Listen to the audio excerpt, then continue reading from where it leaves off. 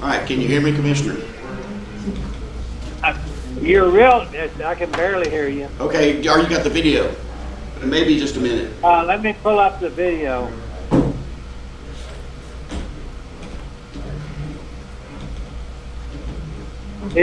All it's showing me is the meeting will start soon. Okay. Give it just a minute. Okay. All right, can you hear me? Oh, hear you. Fantastic. Testing, yes. You're real. I can barely hear you. Okay, you already got the video. Okay. No, I can. Okay, we'll shut down the YouTube for a minute.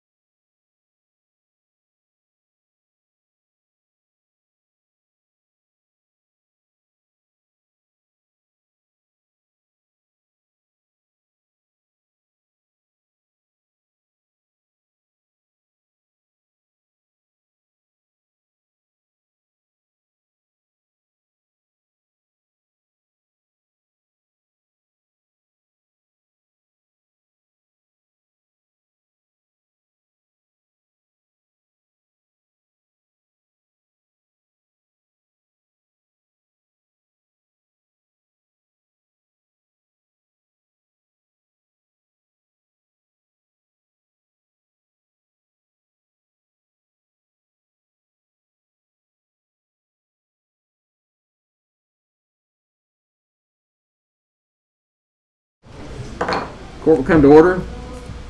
It is Monday, August the 9th, 2021 at 9 o'clock in the morning, and the Kerr County Commissioners Court is now in session. I'll remind everybody to please turn your phones to vibrate or silence. The first part, and if you would, let's stand for the prayer and the pledge, which will be led by Commissioner Moser, who is on the telephone. So, Mr. Moser. Thank you, Judge. Pray with me if you will, please. Dear Lord, thank you for the wonderful place that we live. Guide us as we go through the proceedings to take care of the public's business in the Kerr County. Dear Lord, please be with all of our national leaders as we go through very trying times for our nation, and protect them and let them do the thing in thy will. In Christ's name we pray, amen. I pledge allegiance to the flag of the United States of America, to the republic for which it stands, one nation, under God, indivisible, with liberty and justice for all. Please be seated. We begin every Commissioners Court meeting with an invitation to the public to offer input to the court. If you want to address the court, we'll ask you to come forward to the podium, state your name and your address so we know what precinct you're in, and limit your remarks to 3 minutes or less. If what you want to speak on is an item that is on the agenda, we ask you wait till that agenda item is called. Otherwise, if it's not on the agenda, this would be the opportunity now for you to come speak to the court. Is there anyone who would like to offer input to the court? There being none, we'll proceed to Commissioners' comments. Precinct 1. I don't have anything to report. All quiet. Commissioner Moser is on the phone. Any comments? Commissioner? You might have lost him. He'll call back. Okay, let's go to Precinct 3.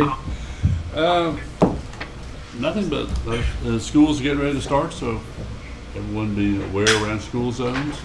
And hope all the kids all the best for another school year. And parents, wish them all the best too for having. And teachers.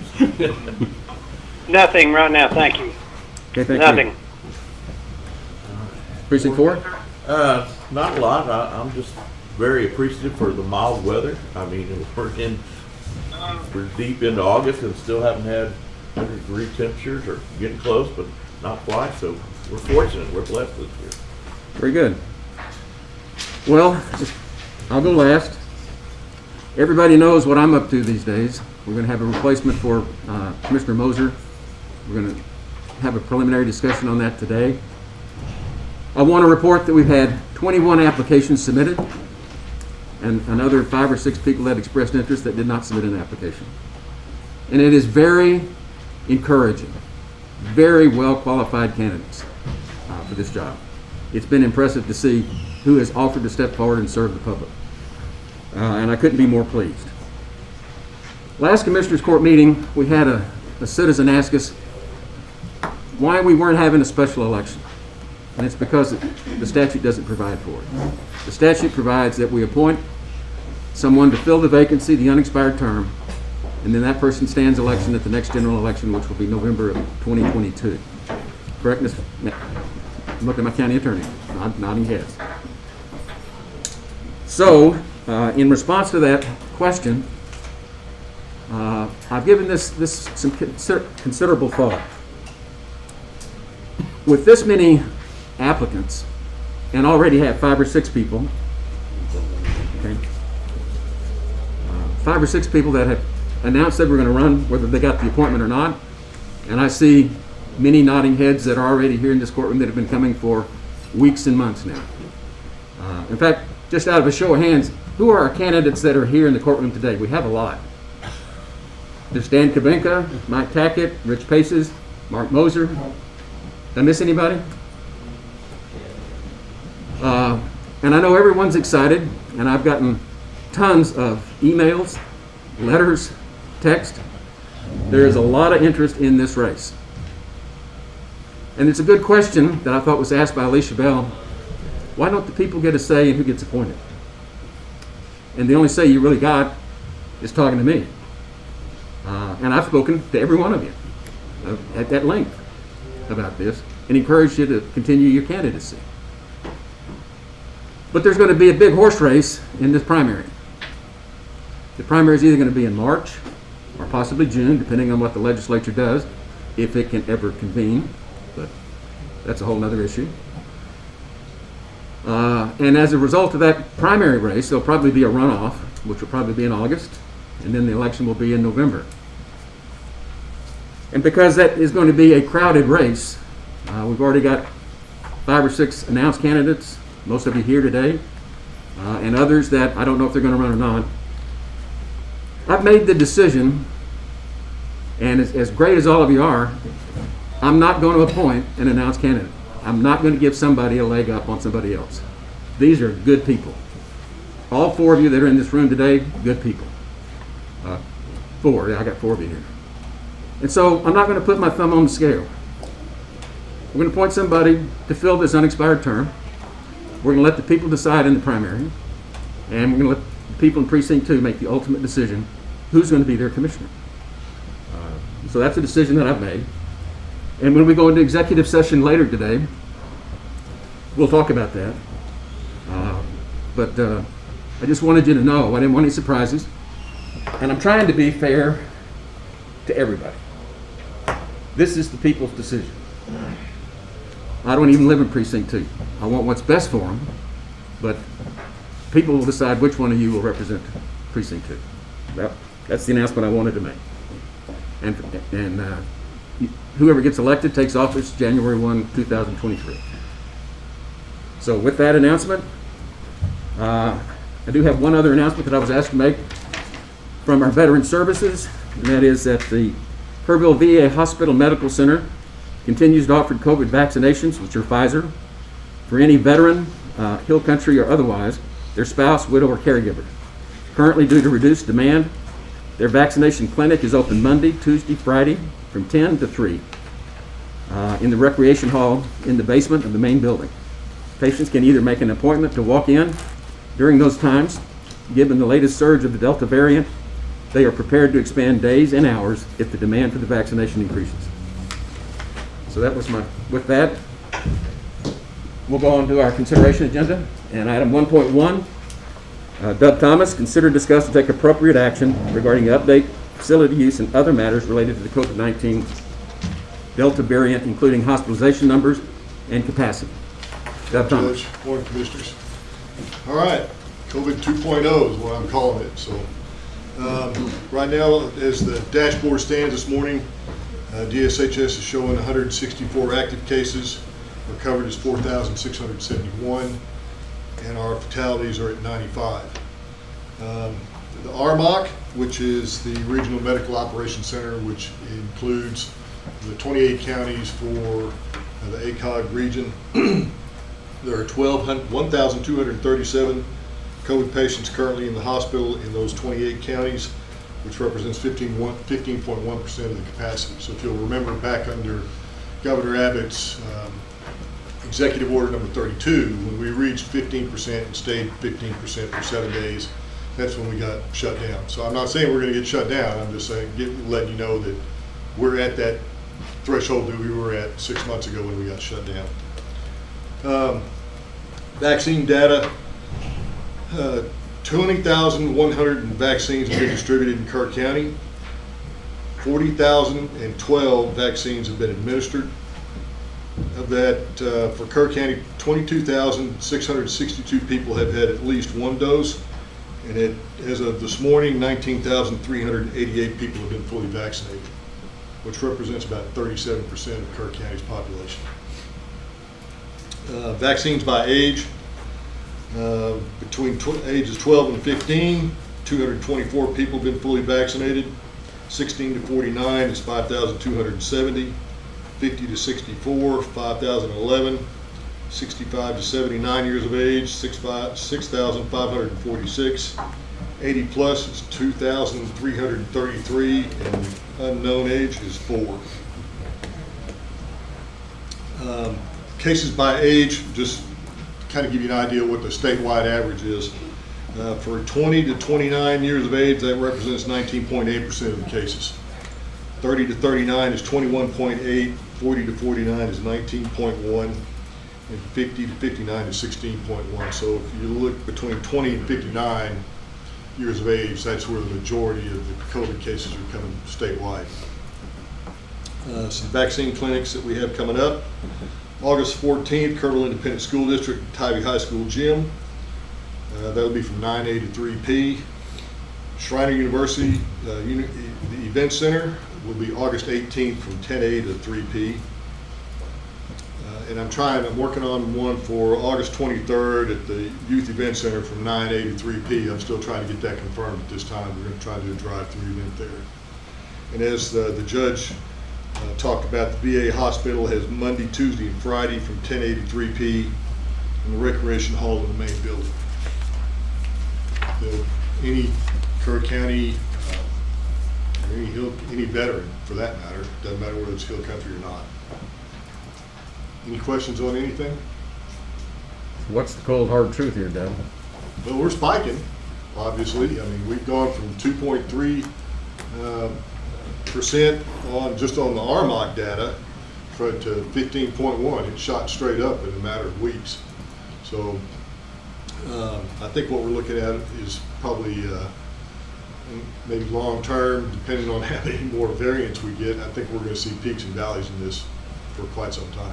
Well, we've got representatives from the hospital here, and I don't want to steal their thunder, but let me just ask you, with the low vaccination percentage, the rate that we have in the county, is it even remotely possible that we're going to achieve herd immunity with vaccinations? Not at this rate.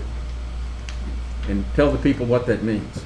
Well, that means we're going to have a lot of people either get vaccinated or a lot of people are going to have to get sick. One or the other. So this Delta variant is probably going to burn through our county. Correct. That's what we As need a to matter plan. of fact, on Friday, the hospitalizations, well, I didn't bring that with me, but we had 23 or 24 in the hospital on Friday. None of those folks have been vaccinated. And at one time, the ICU, I think there's 12 ICU rooms. They had to open up another room and make it 13. So hospital was at capacity, especially the ICU. Well, we'll talk a little bit more to the hospital people about it. Any more questions for Doug Thomas? But I want everybody to be aware the cold hard truth is COVID's going to burn through this county and a lot of people are going to get sick.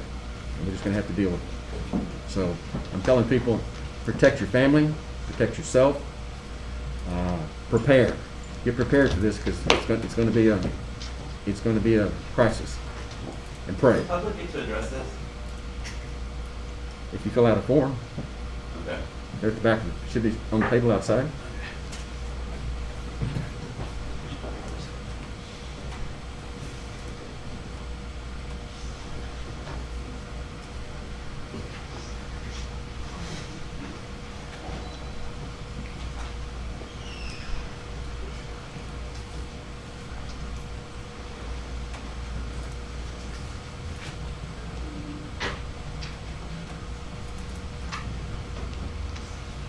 It's not a form, there's just a sheet there to sign in on. Okay, well, We'll just roll it out. that's okay. We, We'll fill it out afterwards. Doug, let him take the. okay. Go ahead. Go ahead, sir. Please identify yourself and your address. Yeah, my name's Todd Kinsey. I live at 541 Mockingbird Lane here in Kerrville. Okay. You know, I've watched this whole thing. I mean, we all have. And now we're up here saying COVID 2.0, which the so-called Delta variant, which we can't even test for. We know these PCR tests are not accurate.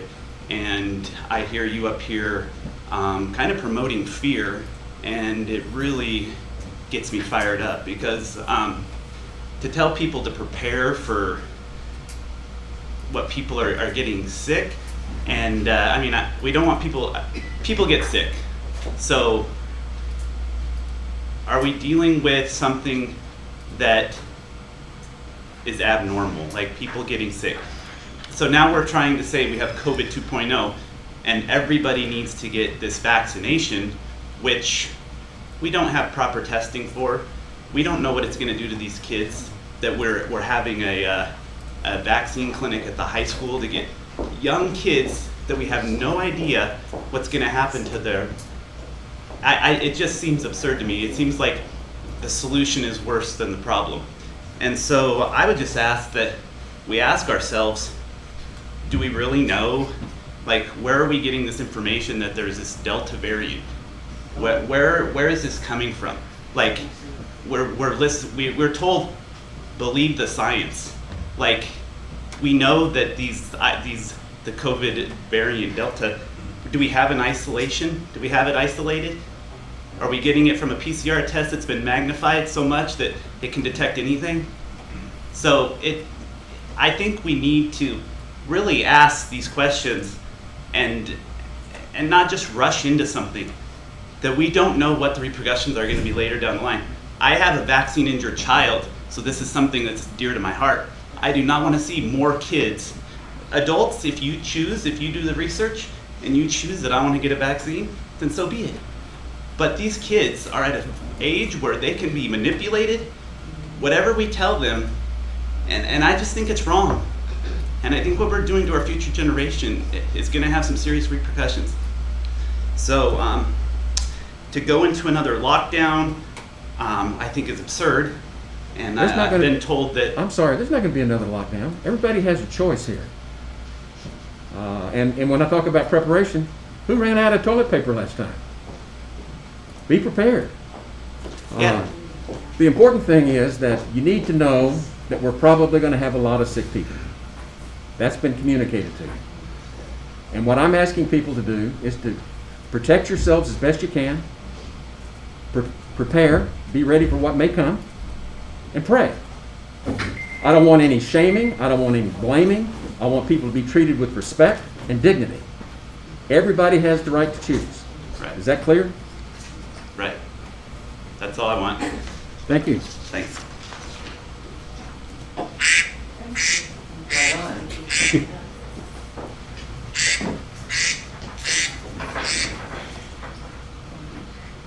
My window. It's like my phone. Never. Okay.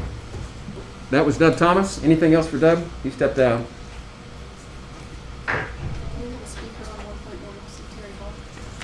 Ms. Hall, do you want to speak on this one, or you want to speak after the hospital talks? I think I'd like to wait until the hospital. Okay. I asked Corey Edmondson to send representatives to the hospital. He's out of town today, but I think it's important that the people hear from our healthcare system here, the Peterson Regional Medical Center. And Kaylee, are you going to take charge? Sir. Okay. If you would just give your name and identify what your position is at the hospital. Certainly. My name is Kaylee Dressler. I'm the Chief Nursing Officer at Peterson Health. As the judge shared, Corey is unable to attend this morning and asked that we share some information about hospitalizations currently on his behalf. In mid-July, the number of hospitalized COVID patients began to creep up, and we became aware that we were experiencing another wave because I witnessed from day to day. I get a report every morning, and the number of hospitalized COVID patients went from 4 to 8 to 16. And as Deb shared this morning, there are 26 hospitalized patients with COVID, and that is 33% of our hospital census. 8 of those patients are in ICU, and 7 of those 8 are being ventilated currently. So 3/4 of our census in the ICU is COVID positive. Pam has some information of the number of patients that sought care for COVID-related symptoms over the weekend. There were how many? You want total or each separate entity? Total.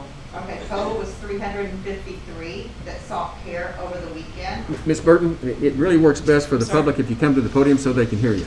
Sorry about that. Speak up, it's hard to hear. Over the weekend, we Now, saw first of all, total. this is Pam Burton. Pam Burton, infection preventionist at Peterson Health. Right. Over the weekend, Peterson Health saw a total of 353 people that were seeking evaluation for COVID-like symptoms. Of those 353, we tested 68, or over 68 were positive. That's a 19% positivity rate in being seen in our medical field over the weekend alone. Thank you. And of those patients, or of those people that sought care, there were how many that had been vaccinated? 5. So a very small percentage of people who are currently experiencing symptoms, getting sick enough to seek care in either our emergency department or the urgent care, have been vaccinated. The great majority have not been. And all of those who have been hospitalized have not been. Our staff are really doing their very best to rise to this challenge. The situation this time is similar to the last wave, but in many ways is a good deal more difficult. A big portion of my day, every day, is working with the other nursing leaders in the hospital to figure out just exactly how we're going to staff adequately to care for all of these patients. Last time we had the extraordinary benefit of nurses and respiratory therapists that were provided by the state. At the peak, we had on the order of 27 or 28 nurses and 4 to 5 respiratory therapists. And this time, there are none of those. And Could you repeat that? I think it's important for people to understand what Corey and I have been talking about. Yes, sir. STRAC, or the South Texas Regional Advisory Council, the state provided hotshot nurses or agency nurses to all of the areas as they reached their peak. And as I said, we had around 28 of them at one time. And, so the last time we had a respiratory surge, therapists as well. So the last time we had a surge, the state helped us Yes. by sending 28 nurses to help treat the patients Care at for a the cost patients. of, Correct. And this time, despite numerous requests from all of the hospitals in the region, that is not going to be provided this time. and we've been told what? That will not happen. The state's not going to provide any financial support to help us staff the treatment of these patients. Correct. Why is And- that? Because that's what the state decided. Correct. That's what the It governor has to be decided. based on something that they have some. What we've been told, and Kelly sat in on these meetings just like Corey and I have, is those of us that have the American Rescue Plan funds that the hospital comes to talk to. And Corey and I have already been talking about that. Because what the state wants us to do is use our ARPA funds to try to meet this crisis. So the state basically said you have other means. Yes. Okay. We have, since the time that we had these, and since the drawdown of those nurses has occurred, we have hired some agency staff. However, we don't have 28 of them, and I have additional nurse vacancies that have been exceedingly difficult to fill over the last 18 to 24 months. And this increase in COVID patients is happening concurrently this time throughout the state. Last time, peaks happened in different areas at different times, and so hospitals were able to shift the load, and then the hotshot nurses were able to go to the places where the peak was occurring. This time, it's all happening at the same time, and agency nurses are literally impossible to come by. We cannot pay enough to recruit them. And they're There's asking so for much competition, they're asking for a lot higher hourly rates, aren't they? very much. I've heard some of them as high as $150 an hour just for a nurse. Yes, sir. Yes. It's exorbitant rates. We are also asking. Judge, let me ask you a question if I may. Yes, sir? It would be very helpful to me to understand what's being requested from the county. We've just had preliminary talks.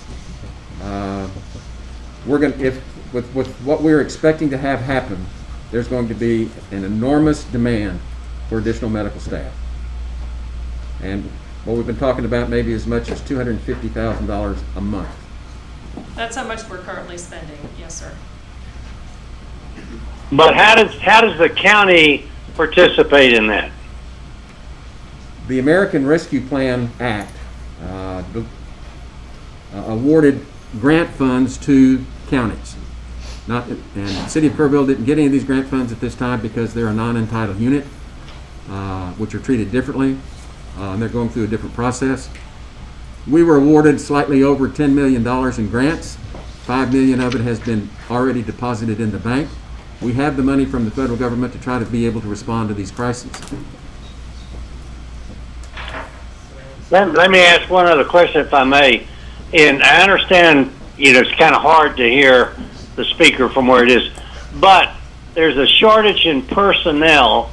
If you just take the demand for COVID out of the personnel shortage and consider what the staffing has been at the hospital in light of a lot of new facilities that are incorporated or developed with capital funds, operating funds are different from the hospital. So has the shortage been in personnel even before the COVID issues? Yes, it's been tolerable though. We're able to handle the load. 33% of our current census is COVID positive patients. And if I can handle a census that is 33% of what I currently have right now, with the current openings that I have. Okay, thank you. I feel it's important to mention too, though, that something else that weighs on me and the staff at the hospital is knowing that if they or themselves or their family, their friends, their neighbors require health care unrelated to COVID, that the current COVID numbers impact our ability to adequately or in a timely manner care for them. We've had to be on hospital diversion a number of times in the past 2 months. Now, you use the term on diversion. These are things that I learned the hard way. Explain to them what on diversion means. It means that we are at capacity and we're unable to care for the patients who adequately care for or have a bed for the patients who need one. So we're diverting patients. We're diverting patients. In some cases, it's emergency department diversion, in which we ask ambulances to go to the next nearest emergency department. And in other cases, it's ICU diversion. I don't have an ICU bed available, or just a hospital bed available, staffed hospital bed. Let me just ask you, can we divert patients to Hill Country Memorial in Fredericksburg? They have been on hospital diversion for a good bit longer than we have. And what about San Antonio? It has been very challenging to find beds in hospital in San Antonio. We have had patients boarding in the emergency department for hours and hours, and in some cases days, waiting on an appropriately staffed bed in San Antonio. Because as I mentioned before, this peak is occurring simultaneously, and San Antonio is unable to take our hospital patients. And in fact, the entire Region 6, the 28 counties, is virtually overpowered at this point. Overloaded. Yes, sir. In fact, there are, late last week, there were several patients in our ICU who would have benefited from a therapy that we cannot provide. Some of you may have heard it, ECMO, and we're unable to find a bed in San Antonio that can take them to provide that therapy, which may, in fact, save their And they're life. suffering life-threatening conditions. COVID, yes. Yes. COVID-19 has overwhelmed their body, and they need, and their lungs, and they need ECMO, which is. And we don't have that equipment, the ability to do that. We do not. And there's no place we can transfer them to that's available to take them. No, sir. And so, are they deteriorating? I don't know their status this morning. Okay. But it is grave. Yes. So this is not a hypothetical situation. This is occurring now. And for every elective, every stroke or every broken bone, every heart attack that comes to the emergency department, it's a struggle to figure out how we're going to care for them. And we have been able to so far. We have not had to cancel elective surgeries up to this point because we've been able to find one patient who can go home for each patient that requires surgery. So And as I understand it, last weekend, there were 30 discharges just to be able to free up beds to try to put COVID patients in. Yes, yes. So the staff have all of this on their hearts and their minds continually, every day. And it is, it's exhausting work because it is very challenging emotionally and physically. And it's amazing to me that they're holding up as well as they are. But we need the county's help through these APRA funds. And because I can't keep the staff buoyed up indefinitely. It's been quite the long haul, and I need to keep the staff that I do have, and I need to keep the agency staff that I have, and if possible, I need to be able to recruit additional agency staff to be able to continue to care for, and if we're going to see an increase in illness, which all indications point to that. And Kelly, let me just ask you, what happens? You've done a great job. We really appreciate what you're doing. And you've been able to keep this thing going. What happens when we get overpowered and you can't treat all the people that are sick? Then we have to begin employing some previously unimaginable scenarios that up to this point have really only been, like I said, hypothetical or tabletop exercises in operating in a limited resource sort of a situation and having to make decisions based on frankly, survivability and who is most likely to survive. And it's unimaginable ethical dilemmas that we But have our only... medical staff is going to have to make life and death decisions on who lives and who doesn't. Right. And you remember we were at that meeting Thursday before last, and I was absolutely shocked. I'm an old Army veteran to hear that we might consider having to put up MASH tents for people to be able to wait until we get treatment to them. Sir, we can put up MASH tents, but I don't have any nurses to take care of the patients that would go in them. I understand. I can barely take care of the patients who are in the hospital right now. So how would this change that? This would keep what I have. That's all? Most likely. I might be able to recruit some additional agency by being able to go up on the price, but the competition for agency staff right now is extreme.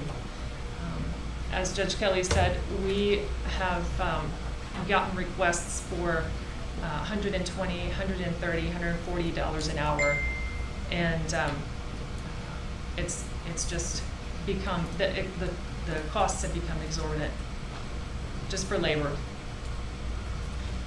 Now, so that the public knows, because I've already explained this to Corey and the hospital administration, we're in the process of putting out a request for a proposal to be able to hire a grant administrator to help us administer these ARPA funds. We're not in a position to do anything now, but we do need to be aware of what the needs are. And that's why I asked them to come today, is because I've been visiting with Corey, and it's concerning that we may get that sick, but we need to try to get ahead of this thing as best we can. Anyone else on your team that needs to address the court? Any other questions for me? I want to, So there's action, Judge? Yes, what? There's no action on this agenda item? No, this is all information. Okay. the question has come up a couple of times about the tests Yes, sir. and the Delta variant. Is there a test for that or not? Yes. And I, No, there isn't. That's the Hi, Pam Burton again, Infection Prevention. Actually, we can send samples to the Texas Department of Health lab in Austin, and they can run sequence testing on the sample that we send. And we can pull the Delta variant in that sequence testing. It's kind of like a family tree. The So- CDC just announced that there was no positive test. Excuse me, let's not get out of order. We're gonna let, if people want to address the court, will have the opportunity, but we need to do this one at a time. Ms. Burton, you may proceed. So when we don't actually test, we aren't testing per se like we do for COVID. We don't swab the nose for that specific test. We are sending the test to Austin, to their laboratory, and they are breaking it down. And they are looking for different types. Sequence testing is what they call it, or breakthrough testing. So we aren't specifically testing for that. We are looking for and seeing where we can find the Delta variant, the Alpha variant, the the L one. So we are looking for those in the Lambda. sequence testing. There's a lot of them. No, Lambda. So we don't specifically test for it. You are correct. Locally, we do not, correct, but it is But- possible to detect it. So do you send any of those off to be tested to see? Yes, sir, I have. And it requires, I have to contact the Health Department, Texas Department of Health, and I have to send them all the pertinent information, and then they say, yes, please send it, or no, don't send it. My wife and I just went through this last month. Went through CVS, she went through Walgreens to get tested. Our report doesn't tell you if you have a variant or what, it just says COVID positive. Correct. And so we don't know. So you're getting a lot of people go through these places, and so you don't know, find out about those as far as whether it's the Delta or whatever. So we aren't specifically testing for it. Right. We aren't specifically testing for any of the variants. What are we're looking for talking COVID. about It that, doesn't- as if that's the cause of all why we're here today. The Delta variant it comes up over and over again. So that's why it's important to know whether or not we really can test for it. That we're having a surge in what we had this time last year is one thing, but to call it something that we don't really know that that's what it is where I would like to stop this. We know that this virus is out there. We know that it is dangerous for people, and that seems to be enough without putting something in there that really shouldn't be. Indeed, as you could tell from my remarks, I did not use the word Delta variant. I know you did. I'm just describing what is currently in my hospital this morning, and what we have been dealing with, as regardless of what variant is out there in our community right now, COVID-19 is in our community right now, and it is running roughshod.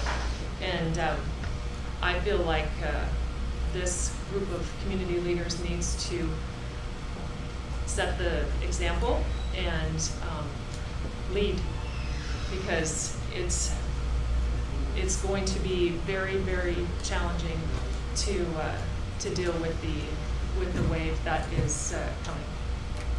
What are the breakthrough cases that you're hearing about? What does that mean? Breakthrough means that someone who has been vaccinated or who has had COVID previously gets it again. That's what that means. So if on a practical level, if you have to hire people at the hospital, newcomers, at $140 an hour, what's that going to do to your morale with the rest of the nurses that aren't making that kind of dough? It's not good. How are you going to handle that? We have done a number of things. We have looked at what the market is paying registered nurses twice in the past 6 months, and we've given two incremental increases to meet the market, the average wage in the San Antonio area for registered nurses. And we also give them bonuses for working extra. I have nurses working an incredible number of hours, sometimes 5 12-hour shifts a week, which that's 60 hours when they would normally be working 36. And we bonus them for that, and we just try to support them in every other way that we can. We've also implemented bonuses for them recruiting other permanent staff, and we are also planning on providing some retention bonuses as well to offset some of that dissatisfaction.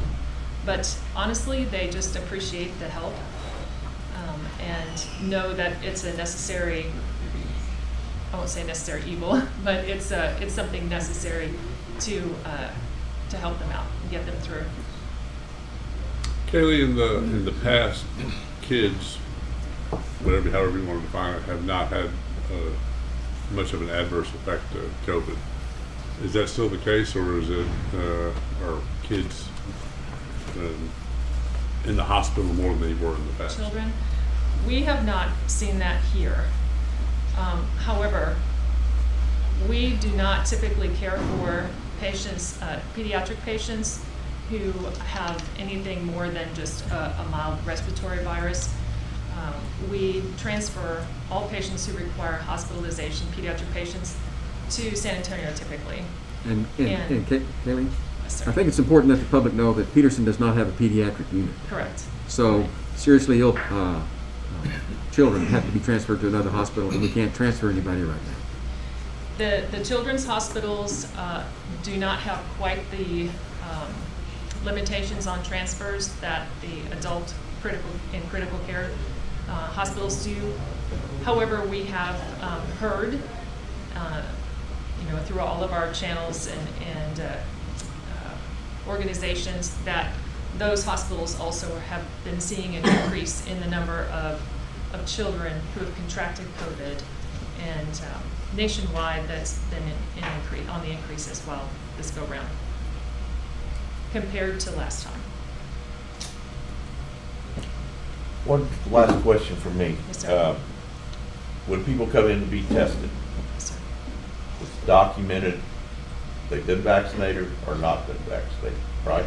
I believe Okay. so, yes. Mhm. All right. So there's some rumors that maybe those numbers weren't being kept track of. Oh, no, yes, sir, we ask. I know that that's reported every day.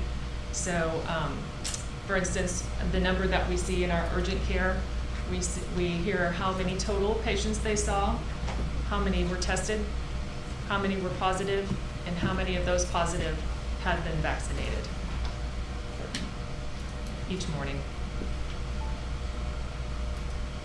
Okay, thank you. Thank Thank you. you. No, you don't get to ask her questions, you can ask us questions. Well, do you know anything about the demographics of the patients that are being treated? Well, Dub read them off just a minute ago. I know those. I know what Dub read off just 30 minutes ago. Excuse me, The what's your ages. name? Rich faces. Go to the podium. Age right now. Go to the podium. Can't understand. Excuse me, what's your name? He'll give it here in just a second. Maureen what? Identify yourself. Yeah, my name's Rich Paces. Okay. Simple question, I just would like to know the demographics of the current caseload. Is that Doug they're still in the treating at hall? hospital. Did he go? He read them off this morning. Age-wise, Yeah, age-wise. Yeah. that's what he underlying gave it. conditions. And ballpark, it was like I guess I 20% didn't for know. each Yeah. group. But he's got the information. If he's coming back in, we'll have him read it again. Dub, they're talking about the demographics. Could you read off those demographics again? The ages. Vaccines by age or cases by age? Cases. Cases by age, 20 to 29 was 19.8%, 30 to 39 is 21.8, 40 to 49 is 19.1, and 50 to 59 is 16.1. Ballpark 20%, all the way up to age Pretty much, 60. yes, sir. So, That's the cases in the hospital. No, it's cases, that's It's stabilized cases. cases. He was asking about in the hospital. I don't have that information, the hospital has that. Oh, I'm going to ask you, please don't speak unless you're recognized. This makes it terribly hard on her to do this. So Dub has the stand, has the podium right now. Any other questions on demographics? Good, thank you. Okay, Dub, thank you. I was making just a comment before we leave this topic. I know there's a lot of people that, whether it's a conspiracy, not a conspiracy, whether you get vaccinated, whether you don't get vaccinated, and that's all up to a personal decision and believe that. But what is a fact for this community is the hospital has a lot of patients in it. It's beginning to impact their ability to treat the general public. and their staff has a huge burden right now. So, you know, aside from all the issues about COVID and all that, to me that's irrelevant. The issue is that our hospital does have an issue right now, and I think that people need to be aware of that part, and people need to do what they think is safe, and that's as far, you know, and that's what they should do. That's it.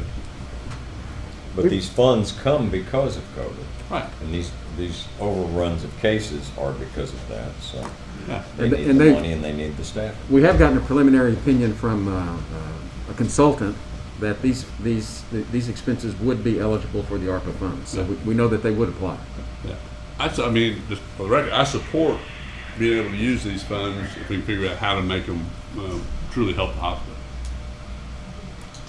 And there's others that would fit for these funds. Right. And a lot of them are coming out. You know, you start talking $10 million, everybody wants. Well, as Life Commissioner fine. Letts said, this helps everybody because folks aren't able to go in and get treatment for other things if they're bogged down with the COVID cases. And the more we hear about it on the news, the more everybody thinks they have it. So they're gonna go run and get Stop. tests. If you feel okay, don't go get a test. We've got a lot of time-sensitive things on the agenda. It's 9:45. I think you have one more. Oh, And Terry Hall too. That's all. Identify yourself Maria Hammerline. and where do you live? Simply, all I really want to say is that on July 29th, Governor Abbott issued an executive order. So no matter what the hospital says, so no matter anything else, you have to abide by the governor's order, and the governor is saying that the path forward relies on personal responsibility rather than government mandates.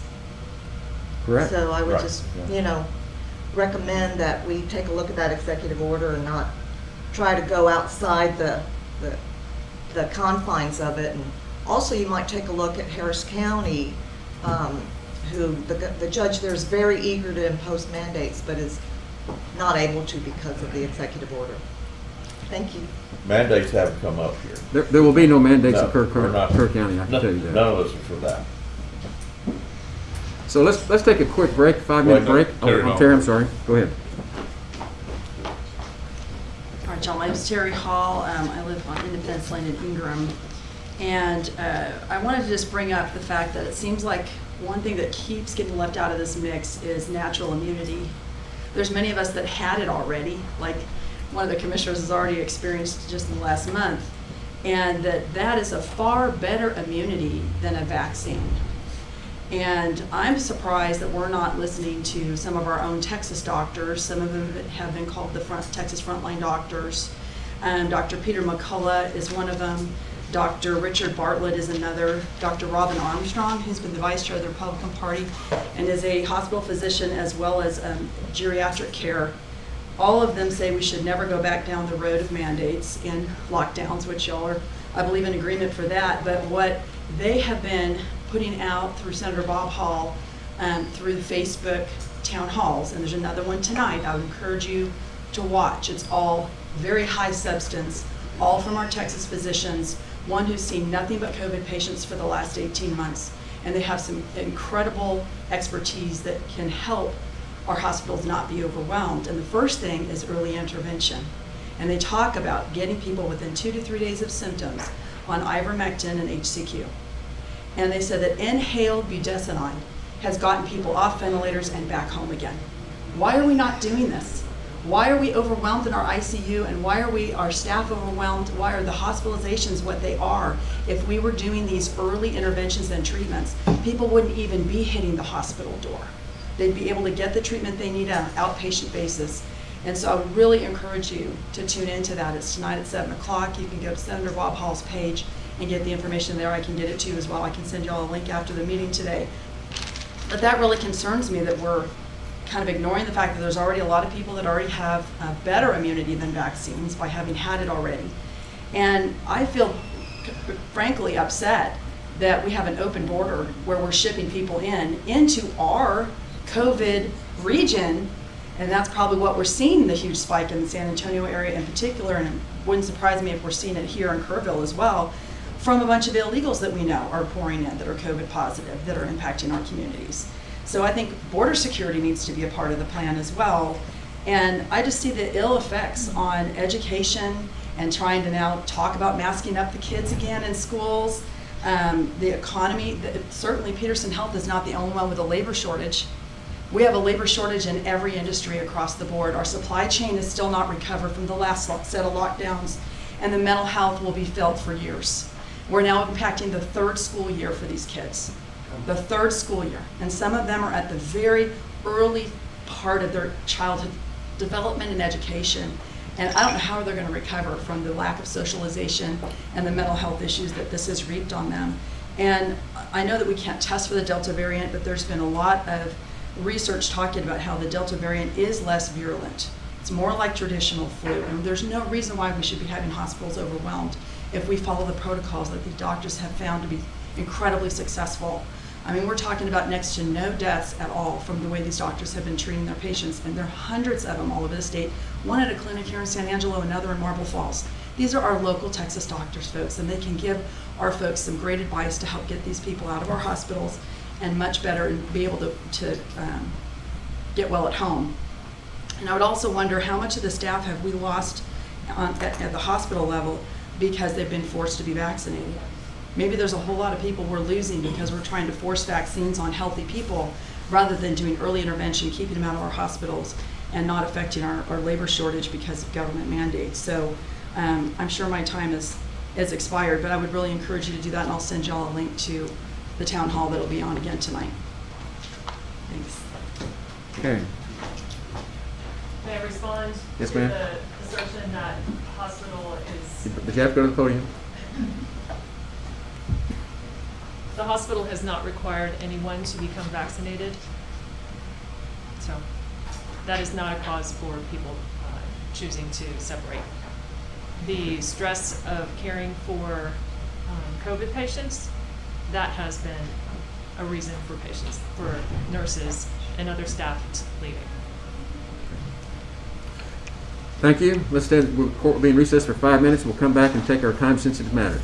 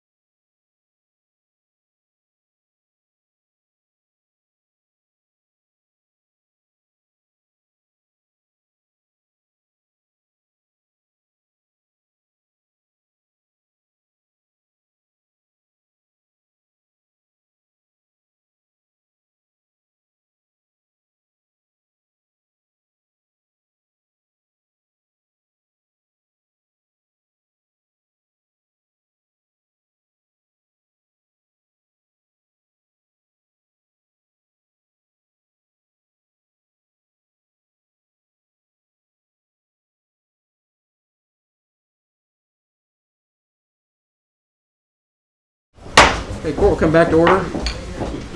I visited with our tax assessor collector, and we're going to move his 9:30 docket until after the 10 o'clock docket to try to get us to address some of these other issues. We start, so I'm going to skip from 1.3 and all the way to 1.15. And we'll, I'm going back. Oh, yeah, okay. I'm skipping, I'm not going to skip 1.3, 4, or 5. I'm skipping from 1.6 through 1.15. That's what we're doing. I've got some time-sensitive items. We've got to get notices to the newspaper in time. So let me call item 1.3.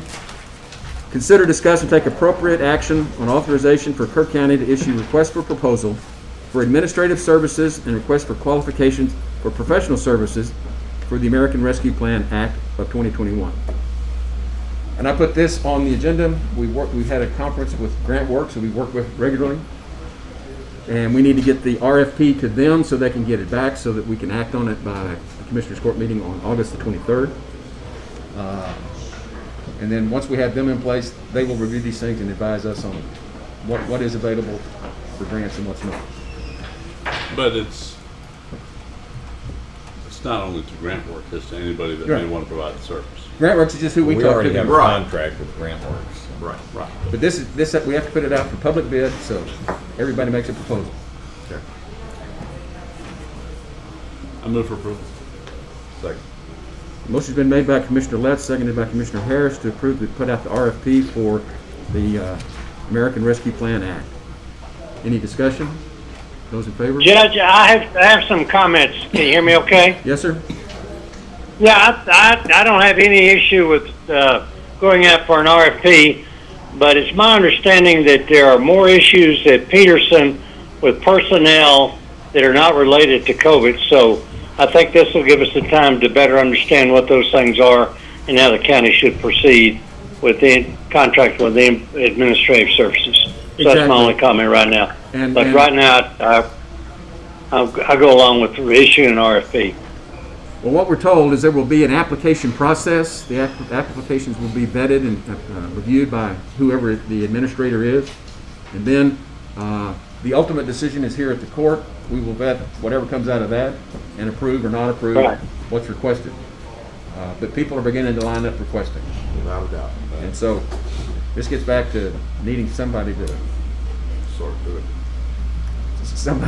administer grants. Well, and make sure that they fit Right. the criteria. And all the grants, it has to be COVID related except for a couple of things like broadband and a few others. But other than that, it has to be COVID related. So with that, those in favor, raise your hand. 4 of us. What about- Aye. Okay, unanimous, 5-0. The next request for proposal is 1.4.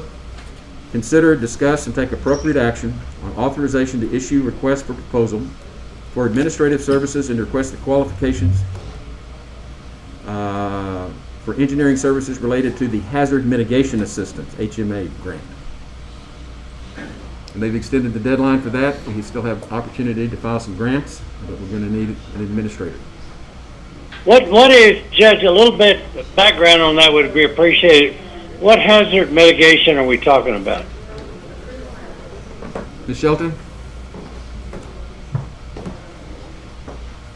In speaking with Dub, what is on there is generators for the fire department. We'd like to look in there, the voluntary fire departments.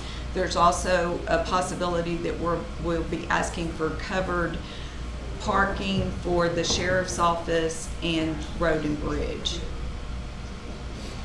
And that's Okay, what thank we've you. identified right now. And the reason for the covered parking for the sheriff's office is that when we have a hailstorm, it costs us more to fix them than they're worth sometimes. So we're trying to figure out how to protect the vehicles. Any other discussion? Those in favor, raise your hand or say aye. Aye. Unanimous, 5-0. Was that item 1.4? 4. Who made the motion and the second? Well, I made the motion, who'll second? Second. Okay. Ratify the vote. Anybody change your vote? Okay, we're good.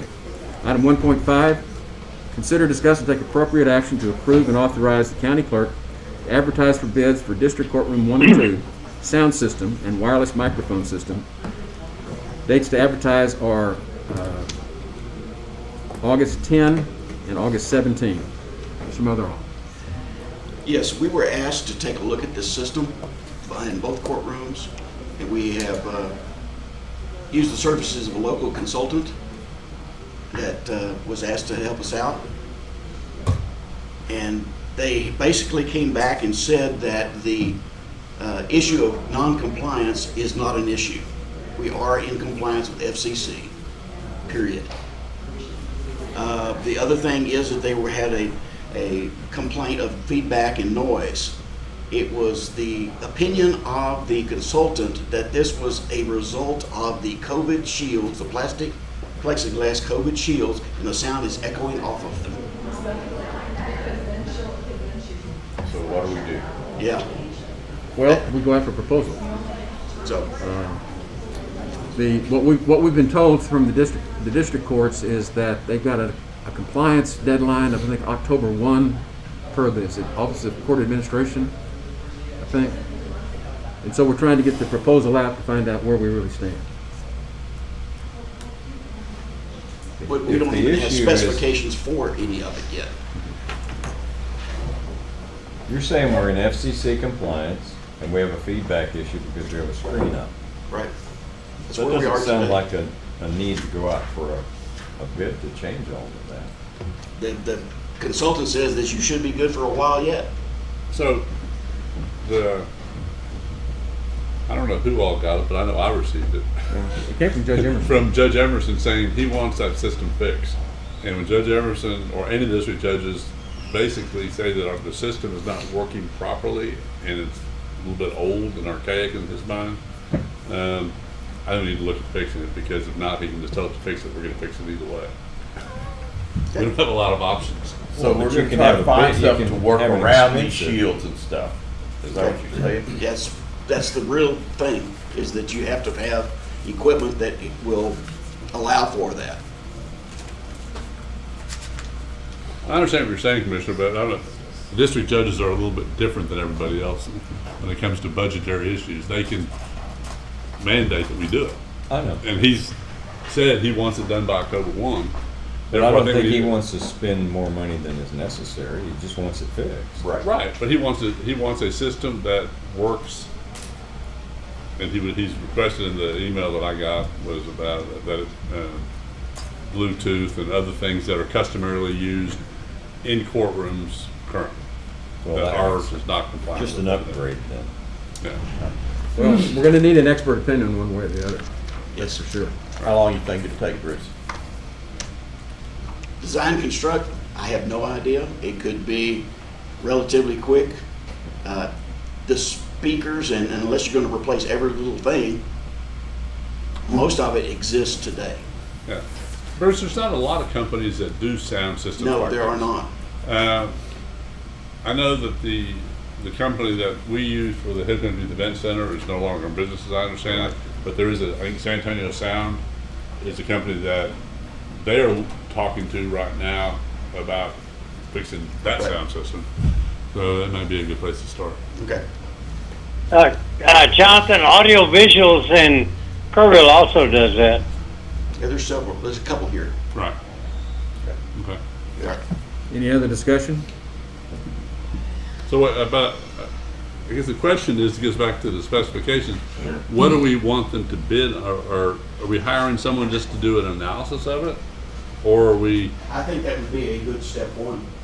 Well, I think, I mean, can we we, just say analysis and proposal? we need to do an analysis and develop an RFP.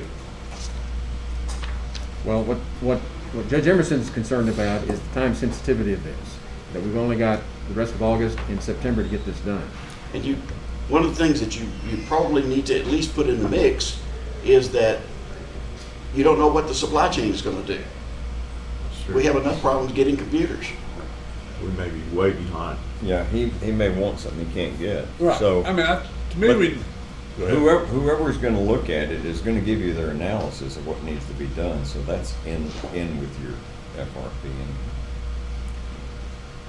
And if you have three that come back and they say the same thing, you know the problems that is the problem. If each one of them comes up with something different, then Tanya, I'm looking at you just because could the district courts come up with the things that they want? I mean, a pretty short list of what they want the courtroom to have.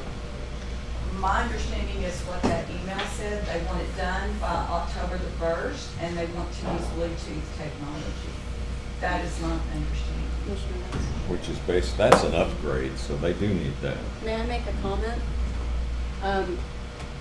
This is one of the time-sensitive items that needs to get to the paper.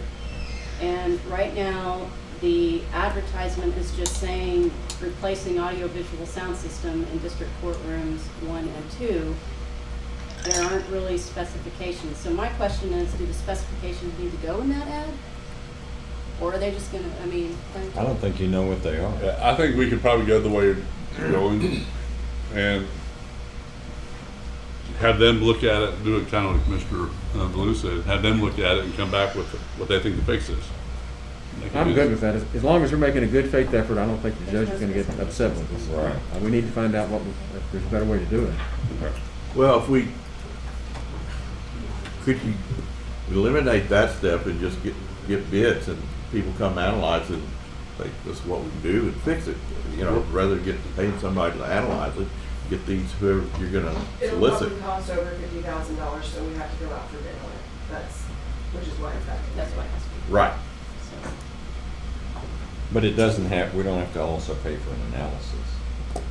They will do the analysis when they give They'll us do the it when they bids. do the bid. Bids, That's right. what he's talking about. Oh, okay. I thought it was talking about skipping it. No. Okay. Do we have a motion? No? I'll make a motion to approve going out for bids for the sound system for District Courtroom 1 and 2. As presented. As presented. Second. Okay, motion's been made by Commissioner Letts, seconded by Commissioner Harris. Submitted for an RFP on the sound system in the district courtrooms 1 and 2, as presented. Any discussion? Those in favor, raise your hand or say aye. Aye. Unanimous, 5-0. Okay, 10 o'clock docket, I'm sorry. Let's skip over the 10 o'clock docket. I want to thank Bob Reeves for deferring his so that we can get to that at a later time.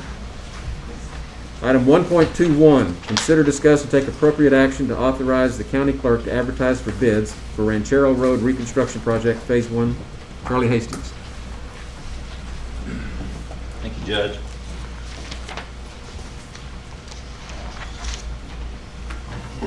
Although 2.6 miles of Ranchero Road from Highway 16 to Calcutt Road was damaged in Winter Storm Uri, the worst damage is in the first 1.3 miles, that's from Highway 16 to Fawn Valley, which is comprised of hot mix asphalt cement that can be reconstructed in the fall, spring, or summertime.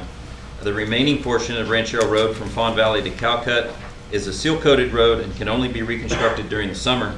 Therefore, it will be included in the annual 2022 road reconstruction project for the summer of 2022. Since the road will be reconstructed in 2 phases at different times of the year, plans and specifications have been prepared by the county engineer for the reconstruction of approximately 1.3 miles of Ranchero Road. We'll call it Phase 1, from State Highway 16 to Fawn Valley, this fall, weather permitting.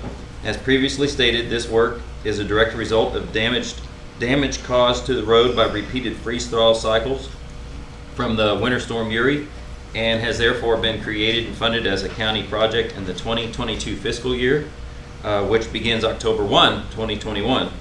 Reimbursement requests have been sent to FEMA following the Winter Storm Uri request deadlines of June 2021. FEMA has not yet responded to those reimbursement requests.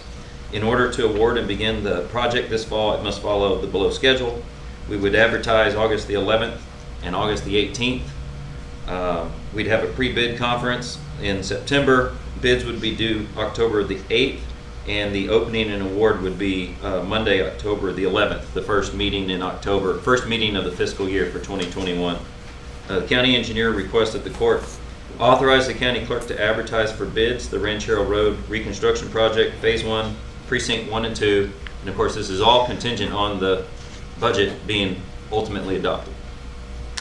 And Move for approval. Second. Motion's been made by Commissioner Moser, seconded by Commissioner Blue, to approve the advertise for bids for Ranchero Road Reconstruction Project Phase 1. Charlie, when do we anticipate we're going to be able to get that done? It would start in October, and we'd like to be done before Thanksgiving. So we're pushing it for our paving season, right? Well, since it's a hot mix road, it can be done Okay. if the weather's warm enough. And you typically have warm weather year-round. If you have several days of warm weather, you can do hot mix. So we're trying to do this as rapidly as we can. We want to get it done. If we go through another winter of that road and the condition that it's in, it's just putting patches over patches, and it's very expensive material, the patching material. Very expensive Band-Aids. Okay. Any other discussion? Those in favor, raise your hand or say aye. Aye. Unanimous, 5-0. Let's move on to 1.22. Consider, discuss, and take appropriate action for the court to approve a final plat for Shadow Bluff. Charlie Hastings. Thank you, Judge. This plat proposes 8 lots and a common area park in Hunt, Texas.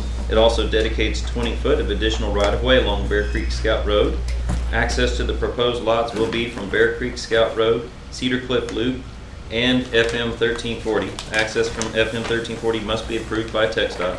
A portion of the property is in the floodplain and must meet requirements for development within the floodplain. They did have the area studied by an engineer and base flood elevations determined. So that is what is reflected on that plat, and it's referenced back to the engineering study. And Con Cemetery is on the property, and it's shown on the plat. A preliminary plat was approved on June 14th, 2021 by court order number 38762. The county engineer recommends the court approve final plat for Shadow Bluff, deed number 21-05422, precinct 4. There is no need for any kind of a bond on this because all of the roads that are serving it are existing. I move for approval. Second. Motion's been made by Commissioner Harris, seconded by Commissioner Baloo to approve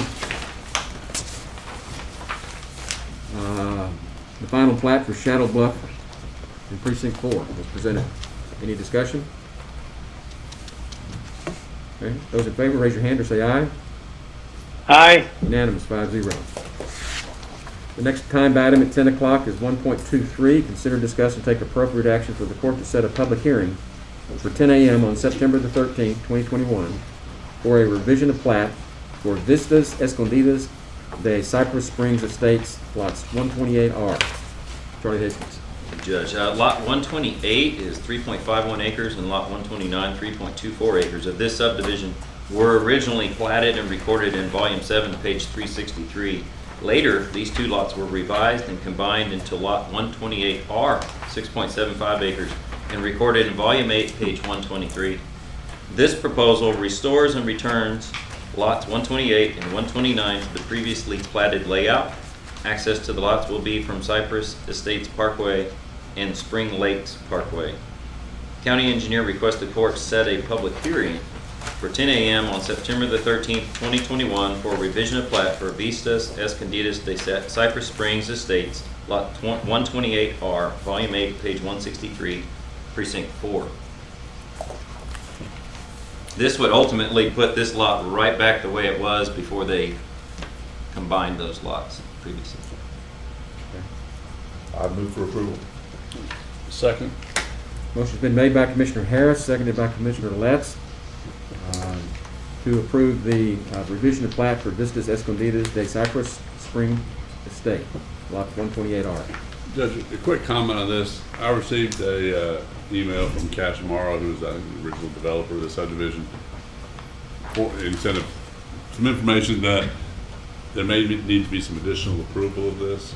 I just wanted to put on the record that I forwarded that to Charlie and to Commissioner Harris, and at the time of the public hearing, if it needs to be brought up, that's the proper time to bring this up. Exactly. Any other discussion? Those in favor, raise your hand or say aye. Aye. Unanimous, 5-0. The last time item at 10 o'clock is item 1.24. Consider, discuss, and take appropriate action for the court to approve a preliminary plat for Paloma Ranch in Mountain Home. Charlie Hastings. This proposal subdivides 145 acres on State Highway 41 in Mountain Home into approximately 25 lots. Each lot will be greater than 5 acres. Access to the proposed lots will be from a proposed road to be known as Ranch Road, be approximately 3,600 feet long, and from State Highway 41. Access from State Highway 41 must be approved by TxDOT. A concept plan was approved on March 22nd, 2021 by order number 38647. The county engineer requests the court approve a preliminary plat for Paloma Ranch in Mountain Home, Texas, Precinct 4.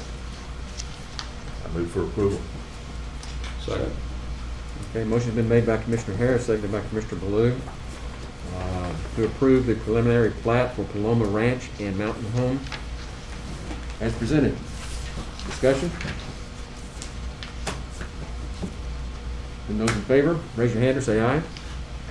Aye. Unanimous, 5-0. Okay, and I apologize for the confusion, folks. We're going to go back on the agenda. Thank you, Charlie. And so if you understand what we're doing, we're going back to item 1.6. When we have specifically timed items on the agenda, we have to take them at those times or as close to those times as we can get to. And I prevailed upon Bob Reeves to move his items back. So this is actually going to start at 1.9. We're going to start the 9:30 items, which he deferred, so we're going to take those down. And the first one will be 1.9, but I got to give Bob time to get here. He's close, I think. He is. 1.6 will be real quick. Okay, 1.6, consider, discuss, and take appropriate action regarding the purchase of signs that detect wildlife for use throughout the county. I visited with Cody during the break about this, and I advised him that, in my opinion, if he wants to use the signs, it's a pretty neat idea, that he needs to get the signs approved by TxDOT and put in the manual, manual of, whatever it's called. MUTCD. Yeah, the MDOT manual, MUT, what is it? MUTCD. MUTCD manual, and once that's done, then we could entertain and discuss using the signs. Oh, it's a neat deal. I'm proud of him. He's one of my ex-students. I mean, that's a great deal, but it needs to go through TxDOT Yeah, first. because we can't put regulatory signs up that are not in compliance with that code, or that, So there's no action required? no action required, but I did visit with him, and I Okay. think Mr. Harris has as well. Okay, let's go ahead and do 1.7, which is consider, discuss, and take appropriate action to approve a monitoring agreement with Total Security Solutions for the fire alarm and area of refuge for the county facility located at 550 Earl Garrett. Shane Evans. Morning.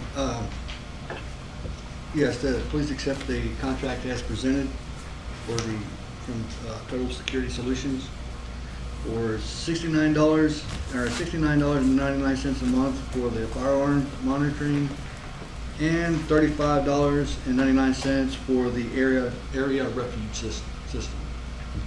And if y'all do not understand what the refuge system is, that is the area in front of the elevators, and there's a panic button right outside the elevator, so if you push that button, you're going to get a hold of the fire department. Okay. Motion? What's, I was half thinking of something else. What's the cost of this? It'll be monthly of the monitoring of the fire alarm panel will be $69.99 a month. And then the refuge area in front of the elevators, that will be $35.99 a month also, for a total of $100. Okay, well, we can add it up. All right, I move for approval. Second. Got a motion by Commissioner Letts, seconded by Commissioner Baloo to approve a monitoring agreement with Total Security Solutions for the fire alarm and area of refuge for the county facility located at 550 Earl Garrett. Any discussion? Those in favor, raise your hand or say aye. Aye. Unanimous, 5-0. Okay, Mr. Reeves is still not here yet, Yes, so. he is. Yes, where is he? Oh, I didn't see him. He snuck in on me. Thank you. I want to thank you for deferring. It really made it easier for us to get through this agenda today. No problem. So we'll call item 1.9, consider, discuss, and take appropriate action to approve the optional $1.50 child safety fee and the optional $10 for the county road and bridge fee for the 2022 vehicle registration per request from the Texas Department of Motor Vehicles, and authorize the tax assessor collector to submit the approval to the Texas Department of Motor Vehicles. Bob Reeves. Good morning, gentlemen. Section 502.403 of the Transportation Code allows the county to charge a fee not to exceed $1.50 when registering a vehicle. The $1.50 fee is dedicated to child safety. This fee must be approved prior to September 1 of each year. The fee would then become effective January 1 of the following year. Kerr County began collecting this fee on January 1, 2021, and to date, as of when I submitted this, the county had collected $50,115, which is divided proportionally between Kerr County and the two municipalities according to population. I've copied, and in your backup is the relevant information from the DMV handbook. In addition, section 502.401 of the code allows the county to charge a fee not to exceed $10 when registering a vehicle. The $10 fee is dedicated to County Road and Bridge Maintenance Fund. According to the Texas DMV, during the 2020 calendar year, Kerr County collected $534,570 from this fee. During the current calendar year, we have collected $348,800 from the fee. This fee must also be approved prior to September 1, and it becomes effective of January 1 of the following year. I've also copied the relevant information from the DMV handbook. These are known as optional fees. The option rests with the court, not an individual car owner. The county tax assessor collector respectfully requests that the court approve the $10 optional fee for the Road and Bridge Fund and the optional $1.50 fee for the Child Safety Fund. Such fees would be effective January 1, 2022. After the approval, I will forward the court order to the DMV. Bob. Move for approval. Okay, we've got a motion by Commissioner Moser A to second. approve this, and seconded by Commissioner Blue to approve the optional child safety fee and the county road and bridge fee for 2022 vehicles. Bob, how is the child safety fee used? Where does it go and how's it used? That fee is paid out once a month from my office. It is sent to the treasurer, the auditor, Divert, and probably Road and Bridge. I do know some of the county's portion has gone to crosswalk striping, et cetera, in unincorporated areas. But I'll leave that to Road and Bridge and to Ms. Shelton. And so last year we got what, $500,000? No, sir. Last year, the $500,000 plus was for the Road and Bridge. Exactly. That's what I was getting to. And that goes directly to Road and Bridge's budget, if I'm not misunderstood. Okay.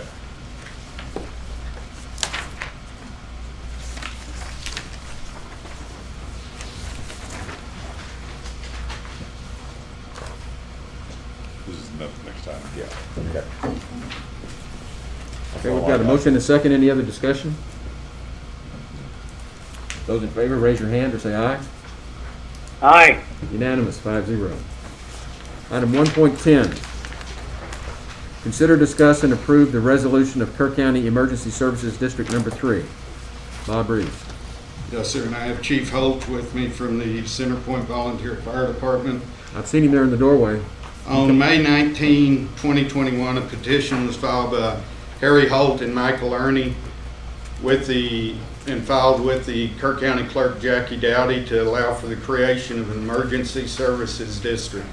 This district, if passed, would be known as the Kerr County Emergency Services District Number 3.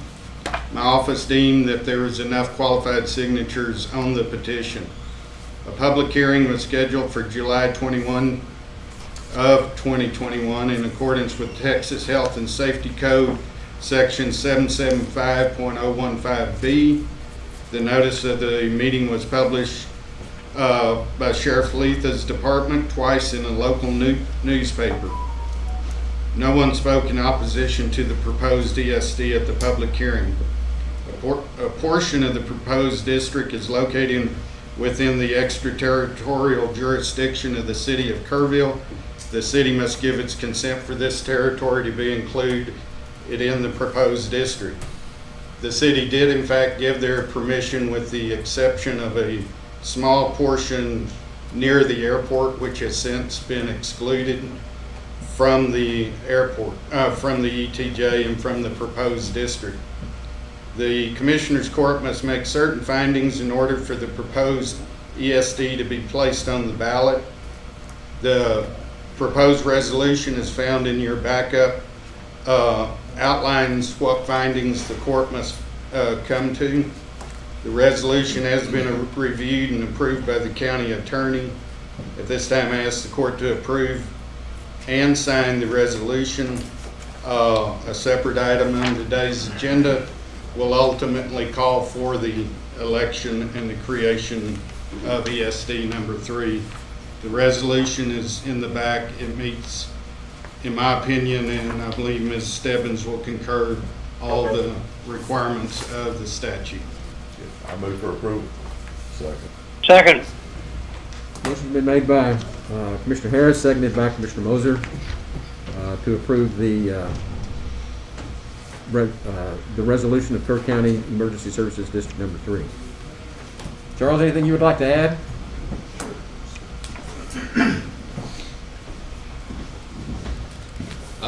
Charles Holt, Fire Chief from Centerpoint. Just if anybody has any questions in the public about the ESD and things, once everything moves forward, give me a call, 830-377-2420. We put stuff in the papers, on our Facebook page, all over town. So I just really appreciate everybody's support on ESD number 3.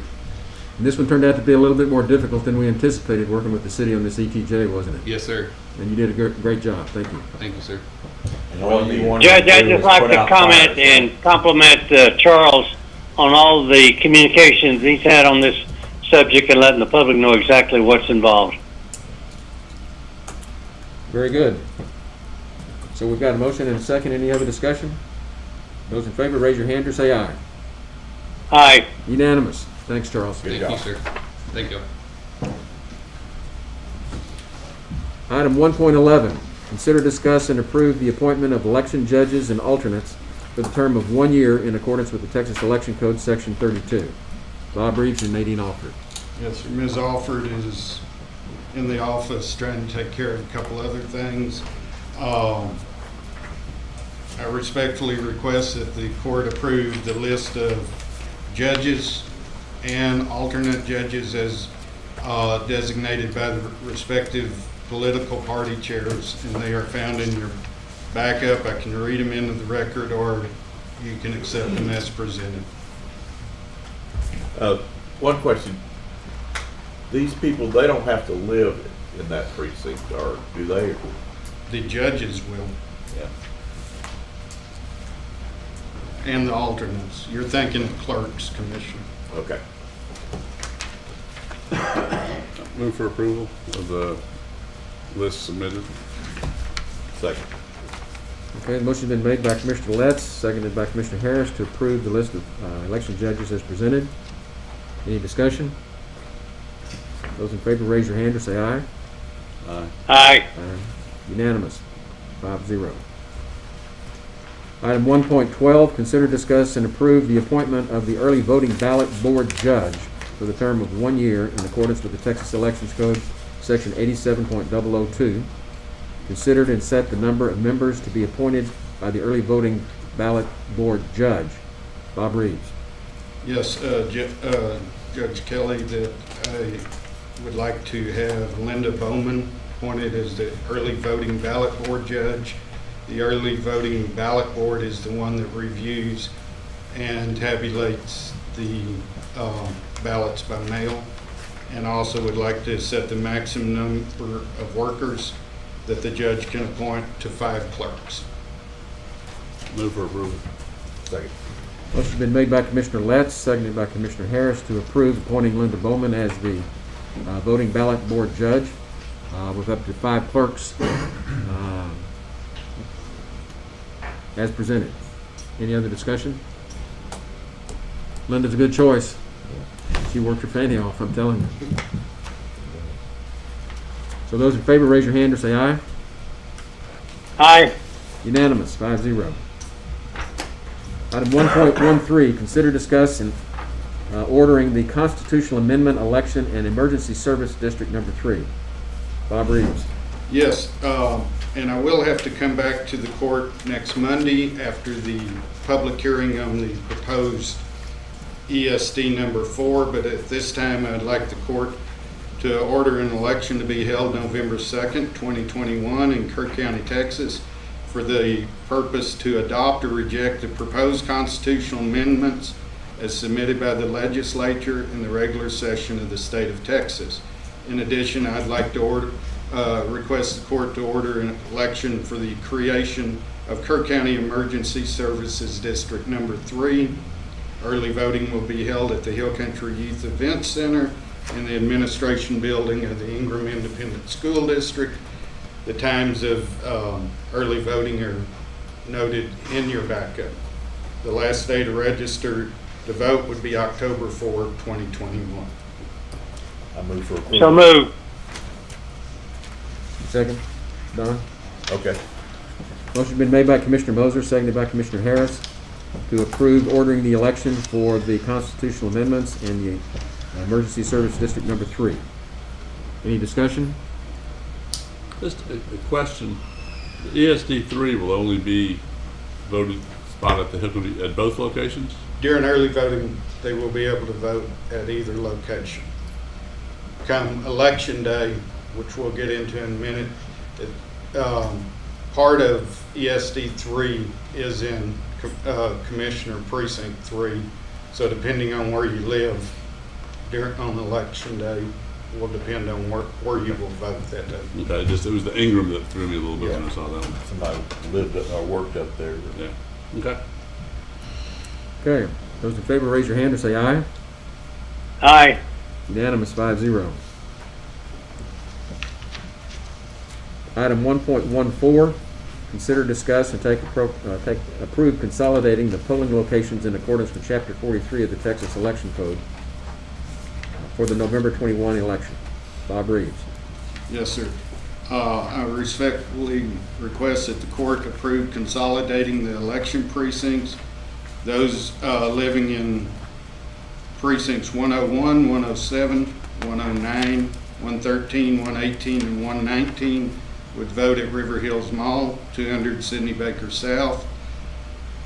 The voters living in precincts 202, 211, 215, 220 would vote at the Union Church at 101 Travis Street in Kerrville. Those living in precincts 303, 308, 312, 314 would vote at the Callow Theater, 910 Main Street in Kerrville.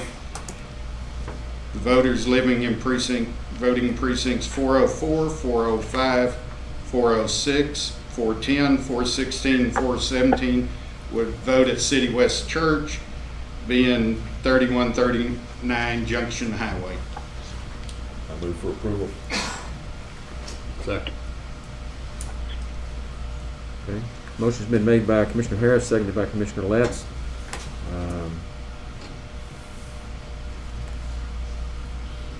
To approve the consolidating the polling locations for the November 21 election.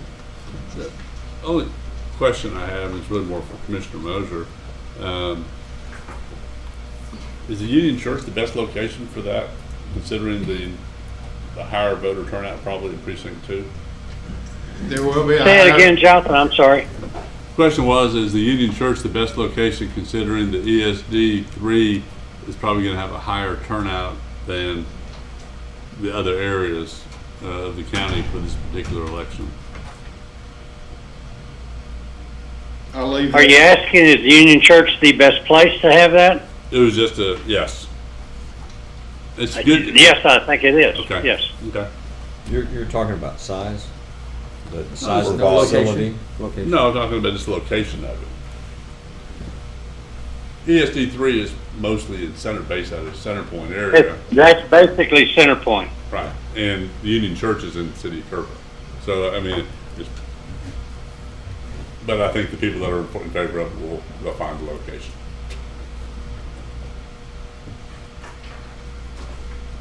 I'm good with it. Just a Okay. question. So, and we, We have a motion and a second, I think. yeah, so those in favor, raise your hand or say aye. Do we have a motion? Aye. Yeah, I'd make that.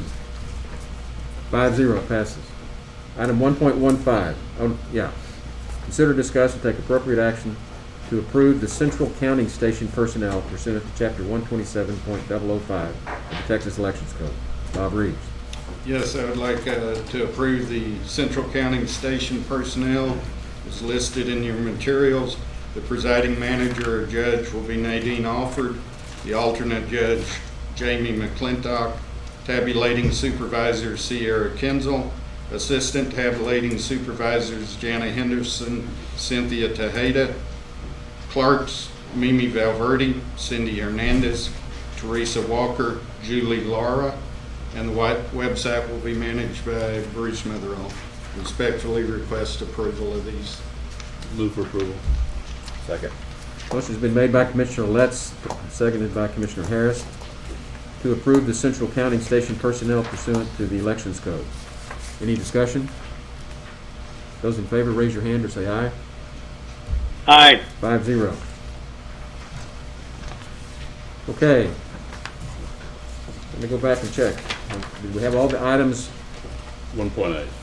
Well, you still have Bob up here, so We still have a few. You got one, okay, I'm sorry. you've got two more. Oh, Bob can do two more. Yeah. Okay. 16. 116, consider, discuss, and take appropriate action to affirm that the Kirk County Tax Assessor Collector is the designated official for calculating the tax rates for the Kirk County and Lake Ingram Estates Road District. Bob Reeves. Yes, sir, this is just a piece of housekeeping that is now required from Senate Bill 2 of the 2019 legislature. I move for approval. Second. Motion's been made by Commissioner Letts, seconded by Commissioner Harris, to affirm that the Kirk County Tax Assessor Collector is the designated official for calculating the tax rates for Kirk County and Lake Ingram Estate Road District. Those in favor, say, raise your hand and say aye. Aye. Okay, unanimous, 5-0. Item 1.17, consider, discuss, and take appropriate action regarding the calculations of the 2021 property tax rates for Kerr County and Lake Ingram Estates Road District. Bob Reeves. Yes, gentlemen, I placed this on the agenda after consideration with Ms. Shelton and working through the various tax rate calculations. As you will recall, last year was the first year that we began using new terminology such as voter approval rate, no new revenue rate, and the calculations were more extensive in what the rates could be. The no new revenue rate is basically the rate which it would require an entity such as the county to levy to get the same amount of revenue from the same properties for the following year. In other words, you take 2020's no new revenue rate, which was 0.4757 per $100 valuation. This was also the rate the county chose to adopt. You look at value that has been lost during the year, value that has been gained during the year, court cases that were settled, court cases that are still pending. You come up with a no new revenue rate, which would basically be the revenue neutral from the same properties. We're not talking about any new value that came on the board, on the roll though. This year, the no new revenue combined rate for road and bridge, debt service, and general maintenance and operations would be 0.4542 per $100 valuation, and the maximum rate we could go would be 0.5418. Anything above that rate would require an election. Repeat that again, 0.5418, is that what you said? For the voter approval rate, Commissioner. this would break down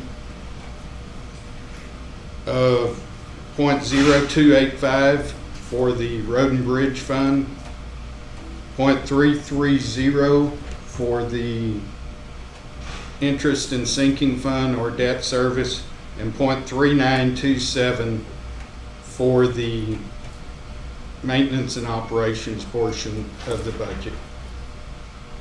I would like to compliment Ms. Shelton in working with me on this. This has been a pretty extensive, the calculations seem simple, but remember the formulas come out of Austin, and to get this was about 35 pages of calculations. Our state government's here to help us, right? No comment, Judge. Judge, ask Bob to, or you repeat for me. He said something about a max rate, I believe it's .5418, is that correct? Correct. Okay. So the no new revenue rate is what we've had before, .4542. Correct. Exactly. It's a lower rate, but it generates the same amount of revenue. Right. And From- that's, Yeah, I understand, I'm just confirming the number. From the same properties. Right. We still get revenue from new constructed buildings, new businesses, et cetera. Right. Well, I think it's important to note, you know, all these terms, no new revenue tax rate stuff. The tax rate will actually lower from what it was last year. Actually, with that. That will be up to y'all. Exactly. That's what it would be. but what the proposed, well, what the, in fact, no new tax revenue rate would be is 2.15 cents less than last year. That is correct. And 1 cent of this in our revenues translates into about $430,000. Do I understand that correctly? Of existing properties, yes, sir. Yes. How much is that, 430 for 1 cent? 1 cent for existing properties. 430,000 per 1 cent. Yes. Okay? And so this is That's gone up a lot. It used to be 350. right. This is just a little under $1 million less. Yeah.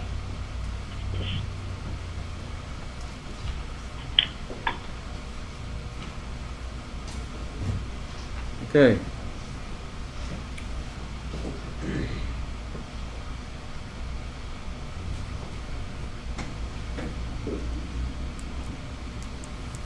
And so do we take a vote to accept the no new tax revenue No, rate? sir, I'm bound to present my calculations to you. And we appreciate all the time and labor that you put in figuring this out for us. So that's just information? No There's action? no action on that item. Okay. If I may, as we are talking about tax collections and new laws, if the court would indulge a minute, I'm sure everybody received a very generic looking postcard in the mail this week. This is a result of 2019 legislation. The larger counties were required to send it last year. The date that the appraisal district sends out the postcards with a website that's co-maintained by the appraisal district in my office, they were required to send it out last week. People who log on to it sees there is nothing on there yet because the entities are just beginning to propose the rates. Our phones have been overwhelmed. I admit it's very confusing, and I'd like to stress this is something else that has been mandated. Once all the information is on there, I think it will be very good for the public to see how the rates are calculated. However, the dates that the legislative mandates that the cards go out and what actually happens in the day-to-day operations of any entity do not mesh. Creates a lot of extra work on your personnel. Actually, the phone calls, there's a lot of work on my side. The appraisal district, it comes out of their budget to mail all of these cards. And this is not the only county. I had friends call me from our neighbors to the north if this was really a legitimate thing.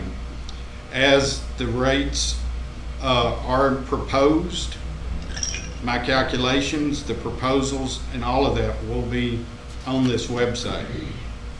And so I just would like to let the public know that I very well understand it's confusing, but once again, it's not up to us to decide when they're mailed out. There's a statute that says they have to be mailed out.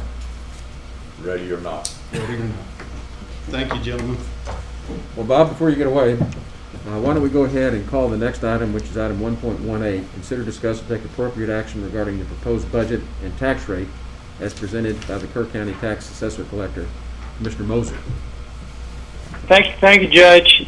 Looking at the proposed budget that we have, with a bottom line of reserve of 27.62%, I did a rough analysis and then estimated what the tax rate would be if we had a 25% reserve, which is a good goal. It's one set by TAC that we have. So I think we're exceeding that. My numbers show that if we had a 25% reserve, our tax rate would be 0.392. That's just my numbers, okay? And I think, Judge, what I would like to see is that we have a workshop on August the 18th, which we've tentatively planned, to ask the auditor to take a look at in confirming what our tax rate would be for a 25% reserve.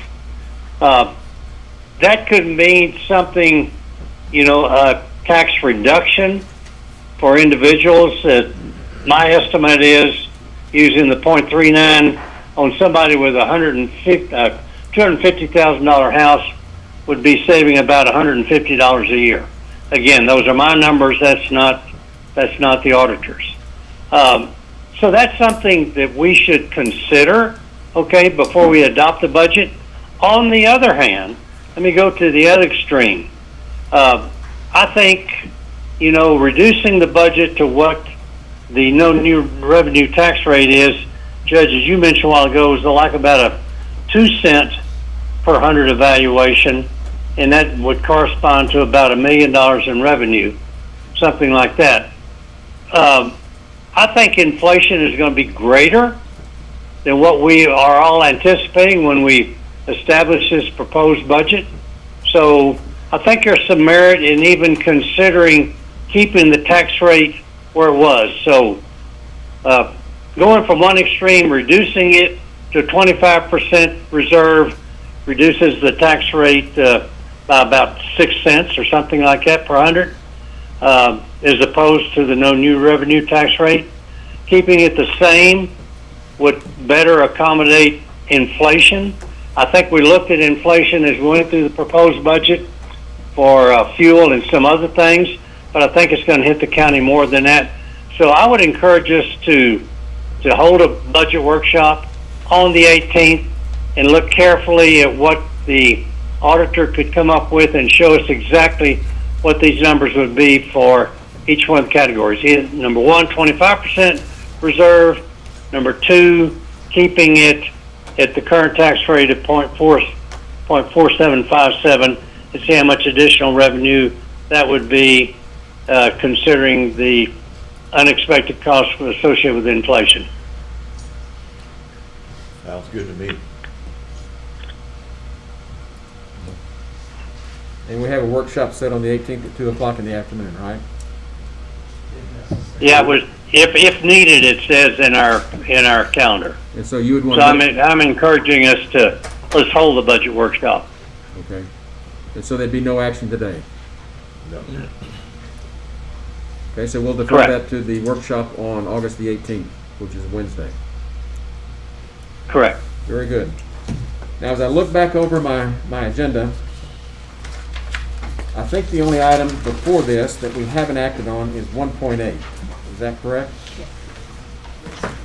So let me call that one. Item 1.8 is consider, discuss, and take appropriate action regarding the Hill Country Regional Public Defender's Office for FY 2021-2022.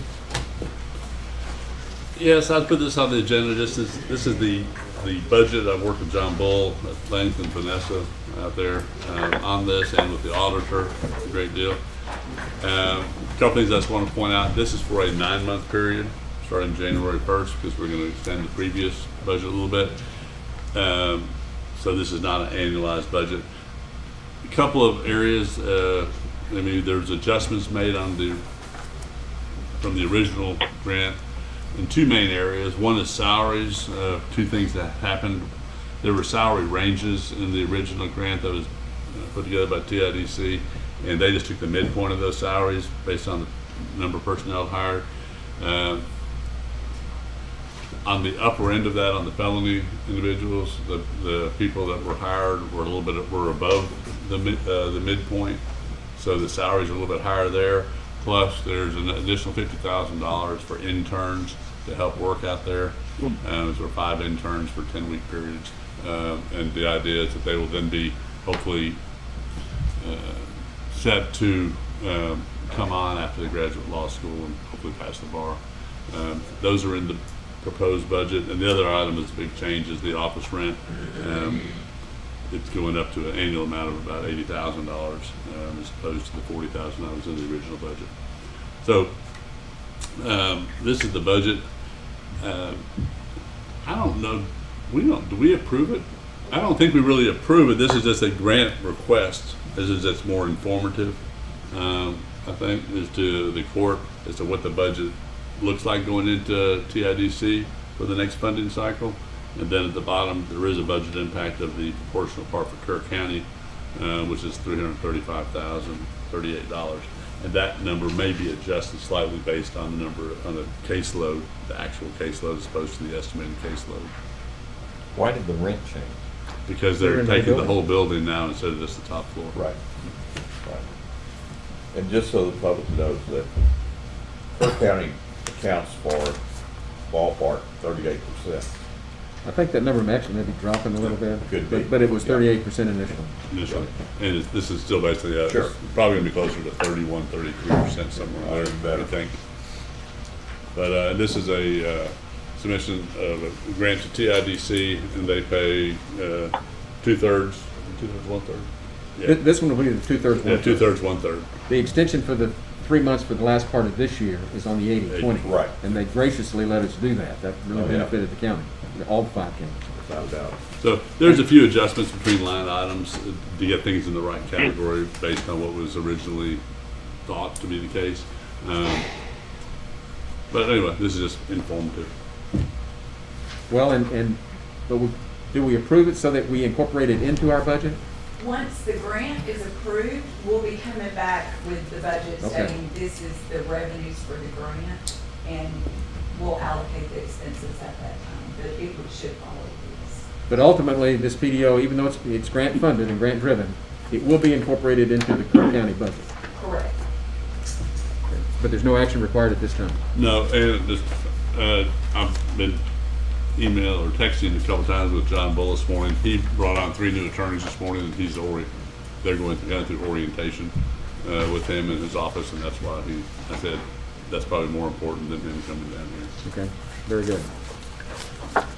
Okay, going back on our agenda, I think we're at item 1.19.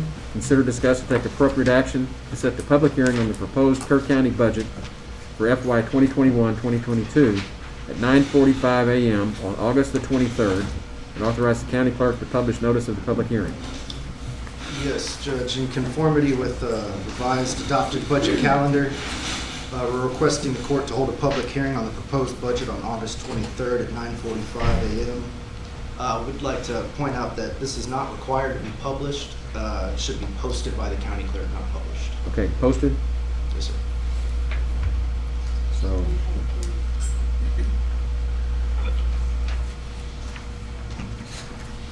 I move for approval. Second. motion's been made by Commissioner Harris, seconded by Commissioner Letts, to approve setting the public hearing for the Kerr County budget for this coming year for August the 23rd, 2021 at 9:45 a.m. Any discussion? Those in favor, raise your hand or say aye. Aye. 5-0. Item 1.20, consider, discuss, and take appropriate action to approve general provisions for the FY 2021-22 budget. And these are the standard provisions that we've used in the past. So move. Second. Okay, motion's been made by Commissioner Moser, seconded by Commissioner Baloo to approve the general provisions as presented for the budget for 2021-22. Any other discussion? Those in favor, raise your hand or say aye. Aye. Unanimous, 5-0. Now, skipping down, I think you get us truly back in numerical order. Item 1.25, consider, discuss, and take appropriate action to approve bond for Paul Gonzalez, Constable Precinct 3. Judge, we got that squared away today. He signed the bond and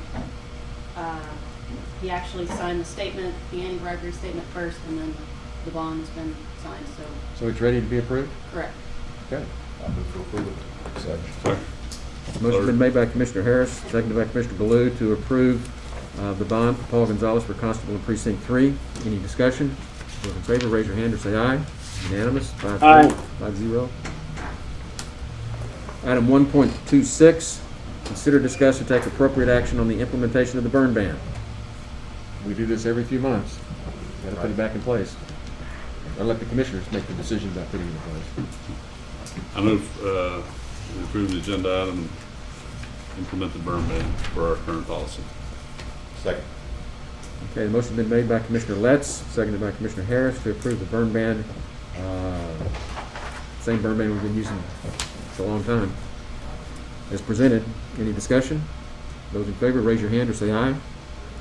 Aye. Unanimous, 5-0. Item 1.27, consider, discuss, and take appropriate action to request to waive fines and fees related to property taxes for property located at 312 Sherwood Lane West in Kerrville, Texas, owned by Jerry Van Ronk. We're going to do this in executive session.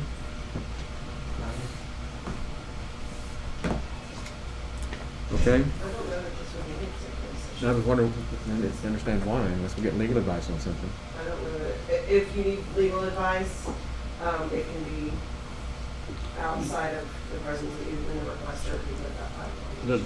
If I understand it, we don't have, we don't have authority to do this, any action on this regardless of where it's held. I mean, we can't, it's a district court issue, in my understanding. We need to hear something from somebody to tell us Go ahead. what we need I'm to gonna do. go ahead. You know, I've tried to resolve this.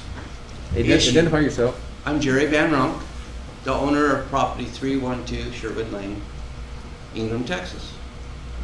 Now, every year since I've lived in Kirk County, which is, this is my 5th year, we always pay our property tax as soon as we get the statement. This year, we did not get a statement. And my wife, who takes care of the books, kept looking for the statement. I said, well, we gotta pay our taxes, it should be due. Finally, I looked online and saw that I had a penalty. So I went down and talked to Mr. Reeves. Mr. Reeves says, well, yeah, it came back. It's one of 14 sitting on my desk that were returned by the post office. So we got in a discussion on whether the address of 312 Sherwood Lane West, Kerrville, Texas was the address on it, because I always use 312 Sherwood Lane, Ingram, Texas. So he said since it was apparently the wrong address as Kerrville, I owed the whole thing and I had to pay the bill. So I paid the bill. He pointed out page 3. Let me see, I got it right here, 372. I sent it to Mr. Harris. He showed me the lines below that said if the address was wrong by a reporting agency or through someone else, then I had to pay the tax. He could not waive it. So I paid the tax. I went to my title insurance company, said, hey, this address has been recorded wrong.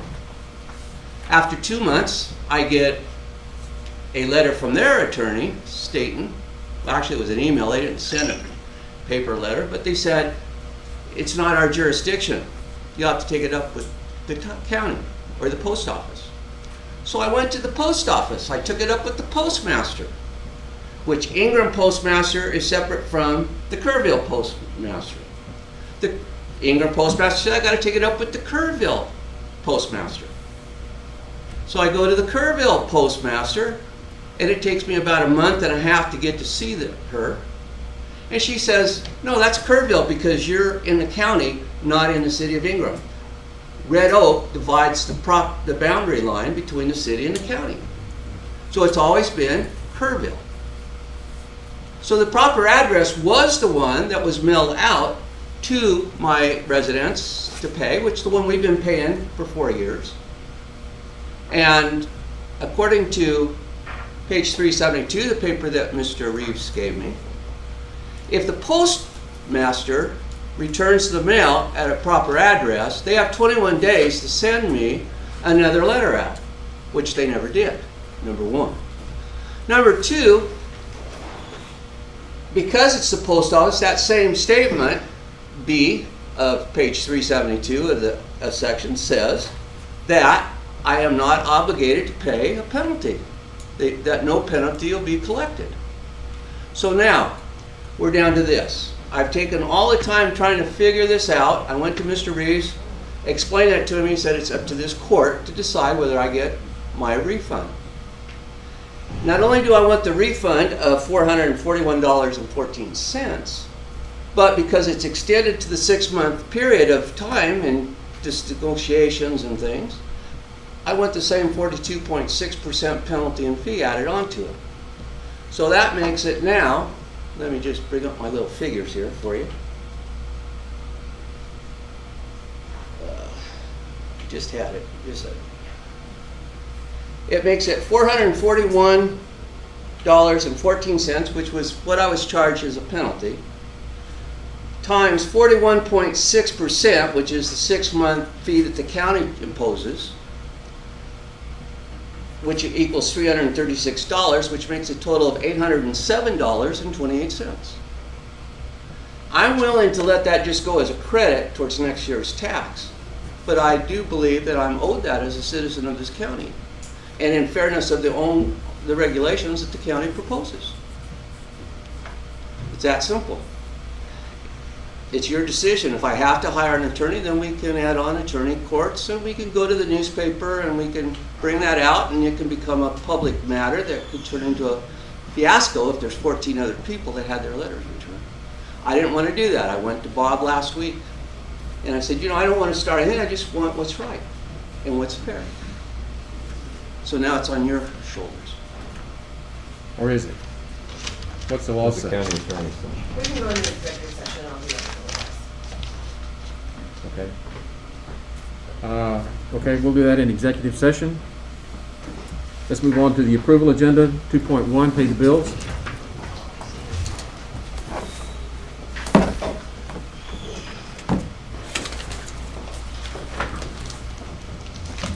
Invoices for today's consideration are $1,063,372.75. I move that we pay the bill. Second. Motion's been made by Commissioner Baloo, seconded by Commissioner Harris to pay the bills as presented. Is there any discussion? Those in favor, raise your hand or say aye. Aye. Unanimous, 5-0. 2.2, budget amendments. Yes, we have 8. One for the sheriff, county jail, justice of the peace precinct 4, non-departmental, 216th district court, road and bridge, and parks. Move for approval. Second. Motion's been made by Commissioner Baloo, seconded by Commissioner Harris to approve the budget amendments as presented. Any discussion? Those in favor, raise your hand or say aye. Aye. 5-0. Late bills. Yes, $635.03. I move that we pay the late bill. Second. Motion's been made by Commissioner Baloo, seconded by Commissioner Harris to pay the late bills as presented.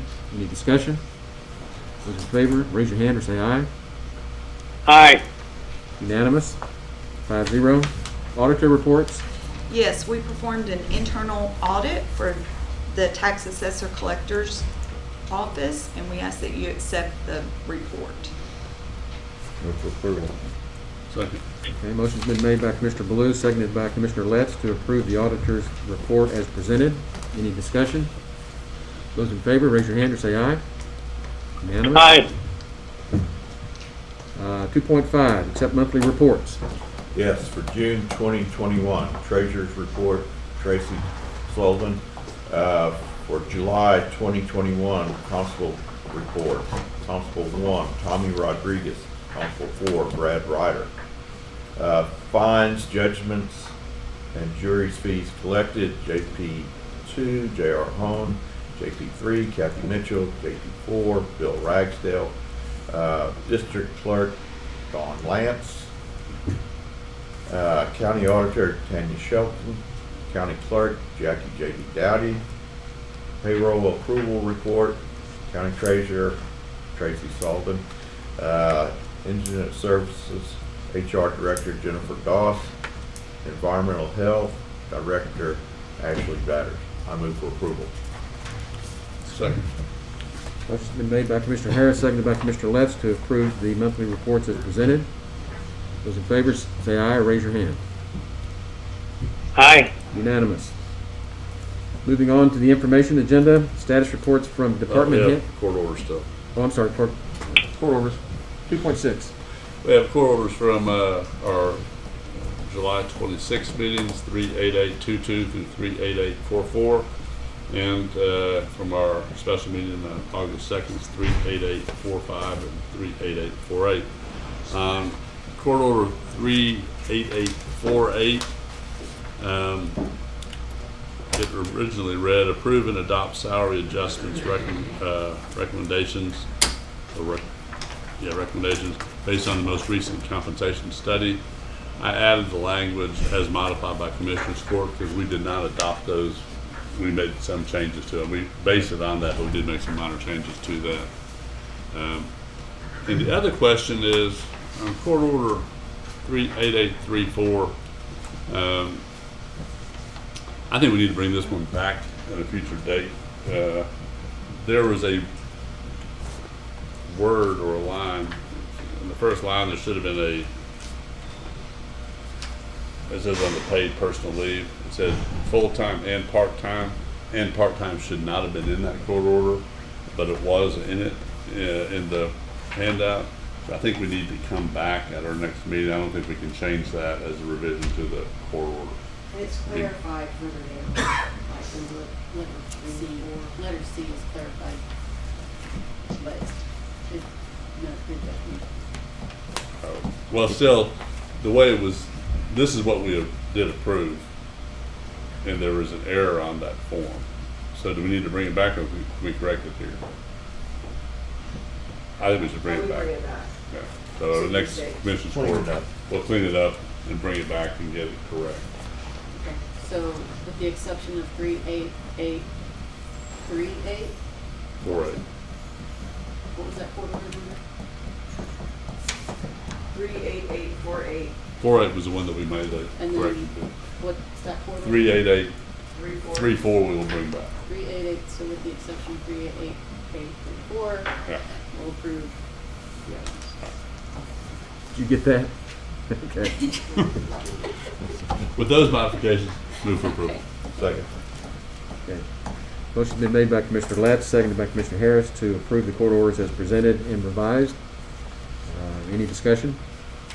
Those in favor, raise your hand and say aye. Aye. Unanimous. Moving on to information agenda, department heads. 3.2, elected officials. 3.3, status reports from liaison commissioners. Okay, there being none, then we will adjourn the public meeting and go into closed session to deal with two items. They're both personnel matters.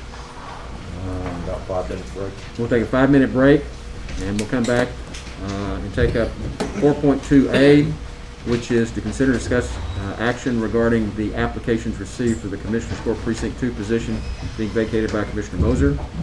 And 4.2B is to discuss candidates for County Extension Agent And then we'll take up Mr. Van Romp's. Under 4.1, consultation with the attorney.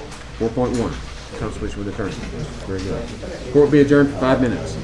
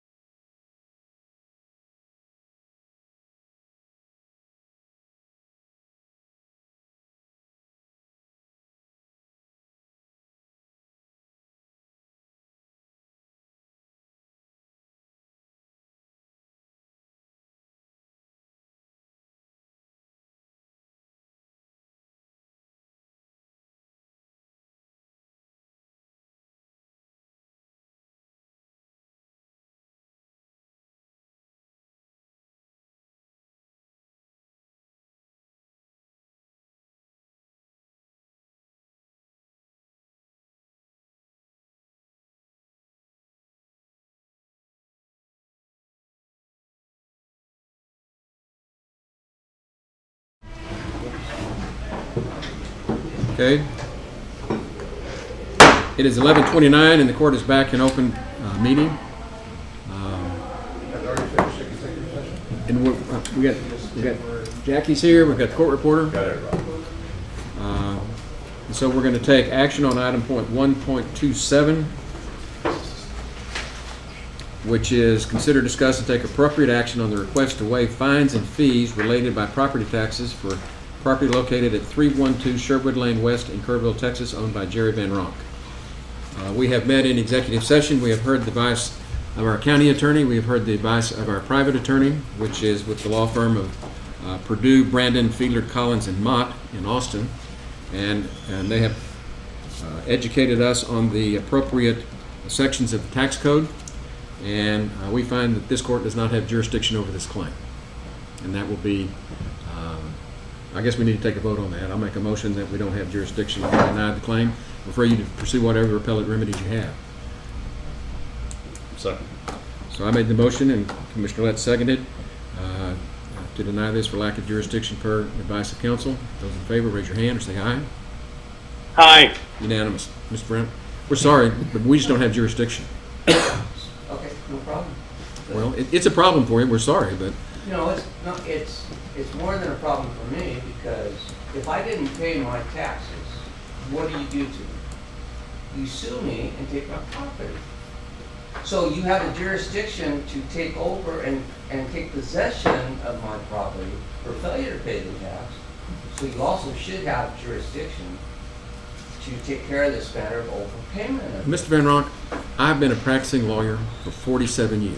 Okay. And let me tell you, you need to go talk to a lawyer. Well, He'll explain that's it. my next step. And the other thing that you need to understand is this tax money that you pay, part of that goes to the county, but part of it goes to other entities that you didn't even, you haven't sued.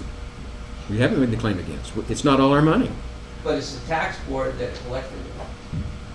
And that's why Mr. Reeves said I had to come to this place for jurisdiction. Well, But that's okay. We'll take care of it. in defense of Mr. Reeves, he doesn't have a law degree either.